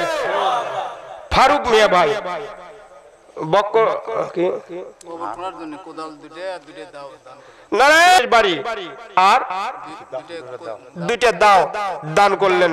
আল্লাহ তার দান কবুল করলেন, বলেন আমিন। খাটনি আছে, খাটনি আছে, খাটনি আছে, আলহামদুলিল্লাহ। নাসির ভাই 1000 টাকা, মারহাবা। আল্লাহ তার দান কবুল করলেন, তার পারিবারিকের মধ্যে সুখ শান্তি দান করুক, বলেন নারায়ে তাকবীর। সিয়াম বাবু, সিয়াম বাবু 250 টাকা দান করেছেন, আল্লাহ তার দান কবুল করলেন, বলেন আমিন। সন্তান, আমার সন্তানের জন্য দোয়া চাই। আমার এক আল্লাহর বান্দা 50 টাকা দান করেছেন, আল্লাহ তার দান কবুল করলেন। আমার অনেক মায়েরা আছে, সন্তান বন্দা মা, অনেক মায়েরা আছে এখনো সন্তান। এই মহাস্থান এলাকায় আপনারা কষ্ট নিবেন না, আকসারিয়ত ঘরে দেখি নিশাগ্রস্তের মধ্যে জড়িত, ঠিক কিনা বলেন? নিশাগ্রস্ত না? এখন এমন একটা জামানা এসে গেছে, সন্তানকে যদি সহি সালামতে রাখতে চান, সন্তানের প্রতি নজর দেন, ঠিক কিনা বলেন? আমার আল্লাহ বলেন ওয়াকুনু মা সাদিকিন, তোমরা সত্যবাদীদের সঙ্গী হও, সত্যবাদীদের সঙ্গে ইখতিয়ার করো, সত্যবাদীদের সাথে থাকো, সত্যবাদীদের পক্ষে থাকো, সত্যবাদীদের পক্ষে অবলম্বন করো। আলেম ওলামাদের প্রতি নজর রাখো, আলেম ওলামাদের দিকে দৃষ্টি করো, আলেম ওলামাদের সঙ্গে এক সন্ধ্যা ভাত খাও, আলেম ওলামাদের পিছনে চলো, আলেম ওলামাদেরকে সুদৃষ্টিতে থাকো, তাহলে আপনি মৃত্যুর আগে আপনার জবান দিয়ে কালেমা নসিব হবে। সুবহানাল্লাহ বলেন। আর যদি তেলে তেলে গোয়েন্দারি হই তাহলে মৃত্যু তো দূরের কথা, কত কবর দেখেছি, কবর সবেমাত্র গোড়াছে কবর ভেঙে ভেঙে যাচ্ছে। ঠিক কিনা বলেন? ঠিক কিনা? এরকম হচ্ছে কি হচ্ছে না? আল্লাহর রসুলের উম্মতরা নবীর ওয়ারিস। সুবহানাল্লাহ বলেন। সে ওয়ারিস কারা? আলেম ওলামা। সুবহানাল্লাহ বলেন। ইন্না আকরামাকুম ইনদাল্লাহি আতকাকুম, তোমাদের মধ্যে ওই ব্যক্তি বেশি সম্মানী যার মনের মধ্যে বেশি তাকওয়া, যার অন্তরের মধ্যে বেশি ইখলাস আছে। ঠিক কিনা বলেন? তে বাজান, আলেমদের সুদৃষ্টিতে দেখবেন, আলেম ওলামাদের প্রতি সুনজর রাখবেন, মিথ্যা মামলা মুকদ্দমা দিয়ে তাদেরকে প্রতারিত করবেন না, তাদেরকে কোনো কষ্ট দিবেন না। আলেম ওলামাদের সঙ্গে থাকবেন, আলেম ওলামাদের সঙ্গে উঠা বসা করবেন, আপনি হাসরের ময়দানে মহাশারে তাদের সঙ্গেই আপনার জান্নাত হবে। সুবহানাল্লাহ বলেন। আমার মায়েরা কিছু কি দান করবেন না? খাদিজাতুল কুবরা হতে চান না, আম্মাজান আয়েশা সিদ্দিকা হতে চান না, আপনার আসিয়া হতে চান না, মায়েরাও কিছু কিছু করে দান করবেন। দেখিয়া নবীর মুজিজা ধন্য বিবি খাদিজা, জীবন যৌবন সম্পত্তি সবই করলেন সমর্পণ। ওগো নবী, দয়ার নবী গো, আপনি হলেন আমার জীবনের জীবন। সুবহানাল্লাহ বলেন। খাদিজাতুল কুবরার জন্য আম্মাজান আল্লাহর রাসূল পয়গম্বর এক যুগ পরেও কান্দিছে। সুবহানাল্লাহ বলেন। আম্মাজান আয়েশা সিদ্দিকা রাদিয়াল্লাহু তাআলা আনহা বললেন, ওগো আল্লাহর রাসূল, আমি থাকতে এখনো বৃদ্ধা মহিলার জন্য কাঁদেন? আল্লাহর রাসূল বললেন, খাদিজা আমার দুঃখের দিনেরও সঙ্গী হয়েছিলেন। সুবহানাল্লাহ বলেন। যে সময় ইতিম ছিলেন সেখানেও আমার সঙ্গী। সুবহানাল্লাহ বলেন। এ মা বোনেরা, আপনারা খাদিজাতুল কুবরার সঙ্গে ফাতেমা রাদিয়াল্লাহু তাআলা আনহার সঙ্গে আয়েশার সাথে আপনারা কি যেতে চান না? অনেক মায়ের বাড়ি বাবার বাড়ি অনেক দূর, এখানে এসেছেন স্বামীর ঘর থেকেই সাদা কাফন পরে দুনিয়া থেকে বিদায় নিতে হবে, হবে কি হবে না? তাহলে এই জায়গায় মসজিদের ইট, মসজিদের বালু, মসজিদের সিমেন্ট, মসজিদের প্রতিটা অঙ্গ প্রত্যঙ্গ হাসরের ময়দানে আপনার জন্য সাক্ষী দিবে। রাসূলের হাদিস মিথ্যা হতে পারে না। মান বানা লিল্লাহি মাসজিদান বানাল্লাহু লাহু বাইতান ফিল জান্নাহ, জান্নাতে আপনাকে জান্নাতেও ঘর বানিয়ে দিবে। বলেন সুবহানাল্লাহ। কোটি টাকার মানুষ দেখো অভাব হয় না দূর, গরিব ঘুমায় আরামেতে মনটা বাহাদুর। ফেরাউনের লাশটা দেখো মিশর জাদু ঘরে, খায় না মাছি পোকা মাকড় সবাই ঘৃণা করে। উঁচু জমিন থেকে পানি নিচু জমিনে যায়, তেমনি খোদার রহমত আসে নম্রতার হৃদয়। ভোগ বিলাসের গাড়ি বাড়ি পরে রবে সব, থাকতে সময় স্মরণ করো আল্লাহ মোদের রব। সুবহানাল্লাহ বলেন। সব কিছু চলে যাবে। এই কোরআনটা, এই কোরআন নিয়ে যদি আমরা, এটার নাম কি? কোরআন। এ বাণীকার হিন্দু বৌদ্ধ খ্রিস্টান সকলের জন্য। সুবহানাল্লাহ বলেন। যারা নিতে পারলো তাদের জন্য কামিয়াবি, তাদের জন্য মঙ্গল। ইজা বুজিয়াল মাইয়িতু ফি কবরি জাল কোরআন ইনদা রাহসিন। মানুষ মারা গেছে, মানুষ দাফন কাফন হয়ে গেছে, দুনিয়াকে কোরআনকেই ভালোবাসতেন। সুবহানাল্লাহ বলেন। কোরআন অনুযায়ী জীবন যাপন করতেন, কোরআনের আইনের জন্য পাগল ছিলেন, কোরআনকেই বুকের সঙ্গে একড়ে ছিলেন। ওই মানুষ মারা যাওয়ার পর মুনকার নাকির জিজ্ঞেস করবে, মান রব্বুকা মান নাবিয়ুকা মান দীনুকা, এ তোমার রবের নাম কি, তুমি কোন ধর্মের অনুসরণ অনুকরণকারী, তোমার নবীর নাম কি? সেদিন মুনকার নাকির বলবে, এ মুনকার নাকির ফেরেশতারা, তোমরা কি দেখতে পাও না আমার বান্দা, আল্লাহর বান্দা সবেমাত্র ঘুমাইলো, আর যত প্রশ্ন আছে সব প্রশ্নের উত্তর এই বান্দার পক্ষ থেকে আমি দিই, এক কোন রকম ঘুমে বিঘ্ন দিও না, কষ্ট দিও না। চিৎকার দিয়ে বলেন সুবহানাল্লাহ। এ বাণী সকলের নয় শুধু মুমিনের, মারহাবা। এ বাণী সকলের নয় শুধু মুমিনের, মারহাবা। যারাই চলবে মেনে ফল পাবে কোরআনের। ঘরে বলো কিবা রাষ্ট্রে বলো, ঘরে বলো কিবা রাষ্ট্রে বলো, অশান্তি দূর করে শান্তি আনে সমাধান। পড়েন, সমাধান চাও যদি জীবনে মরণে ফিরে যাও, খুঁজে নাও চোখ রাখো কোরআনে। সমাধান চাও যদি জীবনে মরণে ফিরে যাও, খুঁজে নাও চোখ রাখো কোরআনে। সুবহানাল্লাহ বলেন। কোরআন দিয়ে জীবন গড়ো, মারহাবা। কোরআন দিয়ে জীবন গড়ো বন্ধু, কোরআন বুইলো না, মারহাবা। পড়লে কোরআন পাবে শান্তি, পড়লে কোরআন পাবে শান্তি, জান্নাত হবে ঠিকানা। বন্ধু কোরআন ভুইলো না, বন্ধু কোরআন ছাইরো না। মারহাবা। তাহলে আল্লাহ পাক আমাদের কোরআনের সাথেই থাকার তৌফিক দান করুক, বলেন আল্লাহুম্মা আমিন। এ পর্যন্ত যা কিছু হলো, আমার উমর ভাইয়ের বাবা মা এবং তার পরিবার পরিজনের মধ্যে নেক হায়াত দান করুক, বলেন আল্লাহুম্মা আমিন। কামাই রোজগারের মধ্যে বরকত দান করুক। এই এলাকার যে সমস্ত মা বোনেরা বাবাজিরা কবরে গেছে, তাদের কবরটা জান্নাতের বাগানে পরিণত করে দিক, বলেন আল্লাহুম্মা আমিন। নারায়ণ তাকবীর। আমার ভাই তার বাবাও খুশি হয়, বলেছে আমি এক্সট্রাই আরো 500 টাকা দিয়ে দিন, বলেন মারহাবা। মারহাবা। তার বাবা নেক হাত দারাজ করুক, বলেন আমিন। আল্লাহ তার দান কবুল করে নিক, বলেন আমিন। দান করিলে মাল কমে না, নেকির পাল্লা হয় ভারী, বেশি বেশি দান করিলে আখিরাতে হয় ঘর বাড়ি, ঠিক না? দান করলেই ঘর বাড়ি হয়ে যাবে। আল্লাহ তার দান কবুল করে নিক। আল্লাহ পাক আমাদের সবাই সকলের নেক হায়াত দারাজ করুক, বলেন আল্লাহুম্মা আমিন। পদ্মার অন্তরালে মা বোনরা আছেন, আল্লাহ পদ্মার অন্তরালে মা বোনদেরকে ফাতেমাতুজ জোহরার মতো কবুল আর মঞ্জুর করে নিক, বলেন আল্লাহুম্মা আমিন। হযরতে ফাতেমা রাদিয়াল্লাহু তাআলা আনহু মৃত্যুর পূর্ব মুহূর্তে আল্লাহর রাসূলের কাছে আসলেন, সুবহানাল্লাহ বলেন। আল্লাহর রাসূলের কাছে আসলেন, জিবরাইল মালাকুল মউত আজরাইল আসলেন। আজরাইল আসার পর বললেন, এ মা ফাতেমা, তুমি গেটটা একটু খুলে দাও। মায়েরা একটু অন্তরে কান দিয়ে শুনবেন, মায়েদের জন্য নসিহত। তেমন গেটটা খুলে দিলেন। দেখে মালাকুল মউত আজরাইলের এত বড় চেহারা দেখে ফাতেমা বেহুশ হয়ে আল্লাহর রাসূল পয়গম্বরের কাছে পড়ে গেলেন, সুবহানাল্লাহ বলেন। বললেন, বাবা আমি এত বড় মানুষের চেহারা দেখলাম, পাটা জমিনে মাথাটা আসমান বরাবর, সুবহানাল্লাহ বলেন। এই দেখে বেহুশ হয়ে গেলেন। আল্লাহ নবী পয়গম্বর বুখারী শরীফের হাদিসের মধ্যে আছে, ফাতেমা এই দুনিয়াটা কারো থাকার জায়গা না মা। আমার নবী পয়গম্বরও বললেন যে মা দুনিয়া কারো জায়গা থাকার জন্য নয়, আমাকে মালাকুল মউত আজরাইল এসেছে দুনিয়া থেকে নিয়ে যাওয়ার জন্য। মা তুমিও একদিন ইমাম হাসান হুসাইনকে রেখে চলে যাবে, হাসান হুসাইনকে রেখে চলে যাবে। তুমি জান্নাতুল যুবতীদের সর্দার নিমা, তুমিও একদিন দুনিয়া থেকে চলে যাবে। জান্নাতুল যুবকদের সর্দার হাসান হুসাইনকে রেখে আসাদুল্লাহিল গালিব তোমার স্বামীকেও রেখে তুমি দুনিয়া থেকে চলে যাবে। নবী পয়গম্বর বললেন, হে মা তুমি কাঁদো না, কষ্ট নিও না, তবে তোমাকে একটা ওসিয়ত করে যাই, সুবহানাল্লাহ বলেন। কি ওসিয়ত? কোনদিন যেন তুমি তোমাকে যেদিন দাফন কাফন করবে সেদিন যেন কোন পর পুরুষের দাফন কাফন যেন না করে, তোমার স্বামীকেই যেন দাফন কাফন করে, সুবহানাল্লাহ বলেন।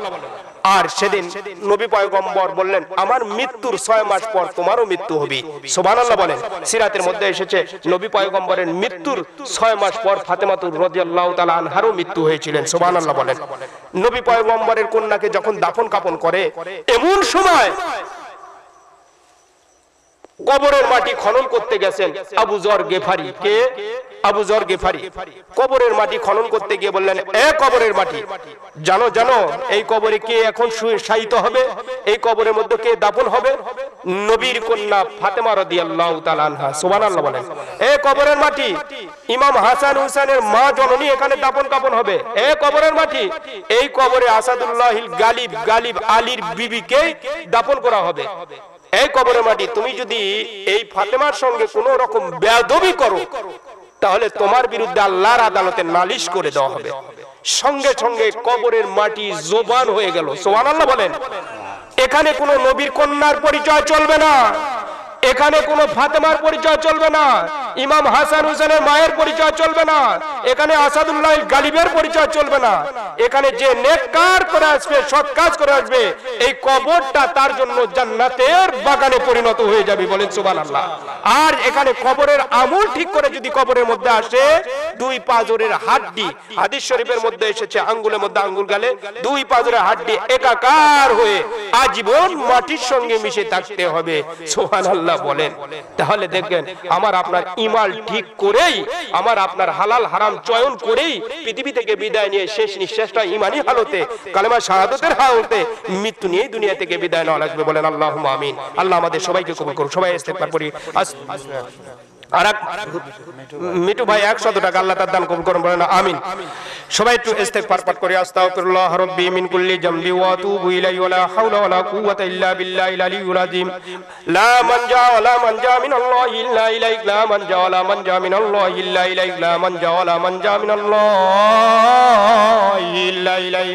আস্তাগফিরুল্লাহ রাব্বি মিন কুল্লি জামবি ওয়া আতুবু ইলাইহি ওয়া লা হাওলা ওয়া লা কুওয়াতা ইল্লা বিল্লাহিল আলিয়্যিল আযীম। বিসমিল্লাহির রহমানির রহিম।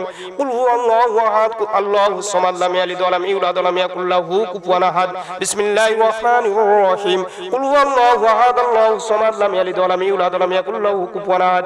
বিসমিল্লাহির রহমানির রহিম। কুল হুয়াল্লাহু আহাদ আল্লাহুস সামাদ লাম ইয়ালিদ ওয়া লাম ইউলাদ ওয়া লাম ইয়াকুল লাহু কুফুয়ান আহাদ। আল্লাহুম্মা রূহি মুহাম্মাদিন ফিল আরওয়াহ ওয়া আলা জাসাদি মুহাম্মাদিন ফিল জাসাদ ওয়া আলা কবরি মুহাম্মাদিন ফিল কুবুর। আমার এক বোন নারায়ণ আল্লাহ খাদিজাতুল কুবরার মতো কবুল করে নিক, বলেন আমিন। আমার উমর ভাইয়েরই আপন বোন 1000 টাকা দান করলেন, বলেন আল্লাহুম্মা আমিন। তার পরিবারের মধ্যে শান্তি দান করুক, বলেন আমিন। তার পরিবারের মধ্যে নেক হায়াত দারাজ করুক, বলেন আমিন। পরিবারের মধ্যে কামাই রোজগারের মধ্যে বরকত দান করুক, বলেন আমিন।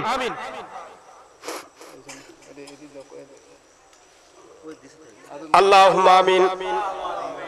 ربنا ظلمنا أنفسنا وإن لم تغفر لنا وترحمنا لنكونن من الخاسرين رب ارحمهما كما ربياني صغيرا رب ارحمهما كما ربياني صغيرا ফেলিয়ে না দিও আল্লাহ, ফেলিয়ে না দিও। গুনাহ যত করেছি মোরা ক্ষমা তুমি করিও। বান্দা সে বন্দেগি নাই, শেষ করেছি জিন্দেগি। আখিরাতের বিচার দিনে এই পাপীদের উপায় কি? রহমান রহিম নামে নিয়েছি মাওলা তোমায় মানিয়া, কেমন করে তুমি আমাদের জাহান্নামে ফেলিবা? মাফ করে দাও আল্লাহ, মাফ করে দাও। গুনাহ যত করেছি মোরা ক্ষমা তুমি করে দাও। হায় আল্লাহ তাআলা, গভীর রজনীতে তোমার কতগুলো আশিকিন জাকিরিন মুহিব্বিন পাগল বান্দা বান্দীদেরকে নিয়ে হাত তুলেছি আল্লাহ, দয়া করে মেহেরবানি করে আমাদের সকলের জীবনের গুনাহগাতা তুমি মাফ করে দাও আল্লাহ। এ মালিক, খাস করে মেহেরবানি করে আল্লাহ, আমার ভাই কত টাকা পয়সা আল্লাহ ব্যয় করে এই তাফসীর কোরআন মাহফিলের আয়োজন করেছে উমর ভাই, আল্লাহ উমরের সঙ্গে আল্লাহ তুমি তার হাসর নাসর করে দিও আল্লাহ। উমরের মতো তুমি তাকে সাহসী সাহাবী বলে কবুল আর মঞ্জুর করে নিও আল্লাহ। এ মালিক, তার কামাই রোজগারের মধ্যে বরকত দান করে দিও, তার নেক হায়াত বৃদ্ধি করে দিও আল্লাহ, তার পরিবারের মধ্যে শান্তি দান করে দিও আল্লাহ। তার একমাত্র সন্তানের শুভ শাদী উপলক্ষে আল্লাহ, আল্লাহ এমন একটা কোরআনের আয়োজন মানুষদেরকে আল্লাহ কোরআন হাদিসের আলোচনা শোনানোর জন্য আল্লাহ, আল্লাহ তুমি তো কবুল আর মঞ্জুর করে নিয়েছো আল্লাহ, আল্লাহ তুমি তার নেক হায়াত বৃদ্ধি করে দিও আল্লাহ। মালিক, কতজন আল্লাহ ওই যে বাবার কবরের পাশে গিয়ে আল্লাহ চোখে ক্রন্দন করেছে, কতজন ওই বাবার জানাজাতে দাঁড়িয়ে বারংবার চোখের পানি ফেলেছে আল্লাহ। ওই যে কতজন তোমার বান্দা মাকে দাফন করার সময় আল্লাহ শেষ মুহূর্তের জন্য কাপনের কাপড় খুলে দিয়ে মা মা বলে চিৎকার দিয়েছে রে আল্লাহ। আল্লাহ একটিবারের জন্য মা ডাকে সাড়া দেয়নি রে আল্লাহ। মালিক রে, যাদের আব্বা আম্মা নাই, কলিজা ভরা ব্যথা জ্বালা, এই গভীর রজনীতে আল্লাহ এই মহস্থান এলাকার সকল দোকান পাশারি বন্ধ হয়ে গেছে আল্লাহ। মালিক রে, সমস্ত অফিস আদালত বন্ধ হয়ে গেছে আল্লাহ। এ মালিক, কিন্তু তুমি তো কোনো সময় তোমার রহমতি বরকতি ঘরে দৌড়া দরজা লাগাও নাই রে আল্লাহ। মালিক রে, তোমার রহমতি বরকতি কুদরতি দিয়ে আমাদের যাদের আব্বা আম্মা নাই, আব্বা আম্মার ঘরটা জান্নাতের বাগান বানিয়ে দিও আল্লাহ। এ আল্লাহ, যাদের আব্বা আম্মা বেঁচে আছে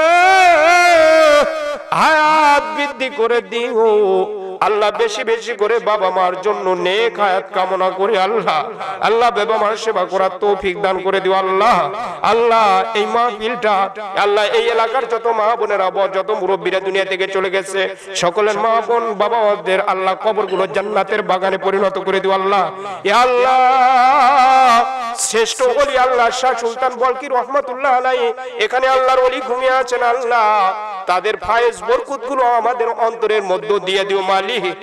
এ মালিক, এই গভীর রজনীতে কত বাবাজি হাত তুলেছে, কত পদ্মার অন্তরালে মা বোনেরা হাত তুলেছে আল্লাহ।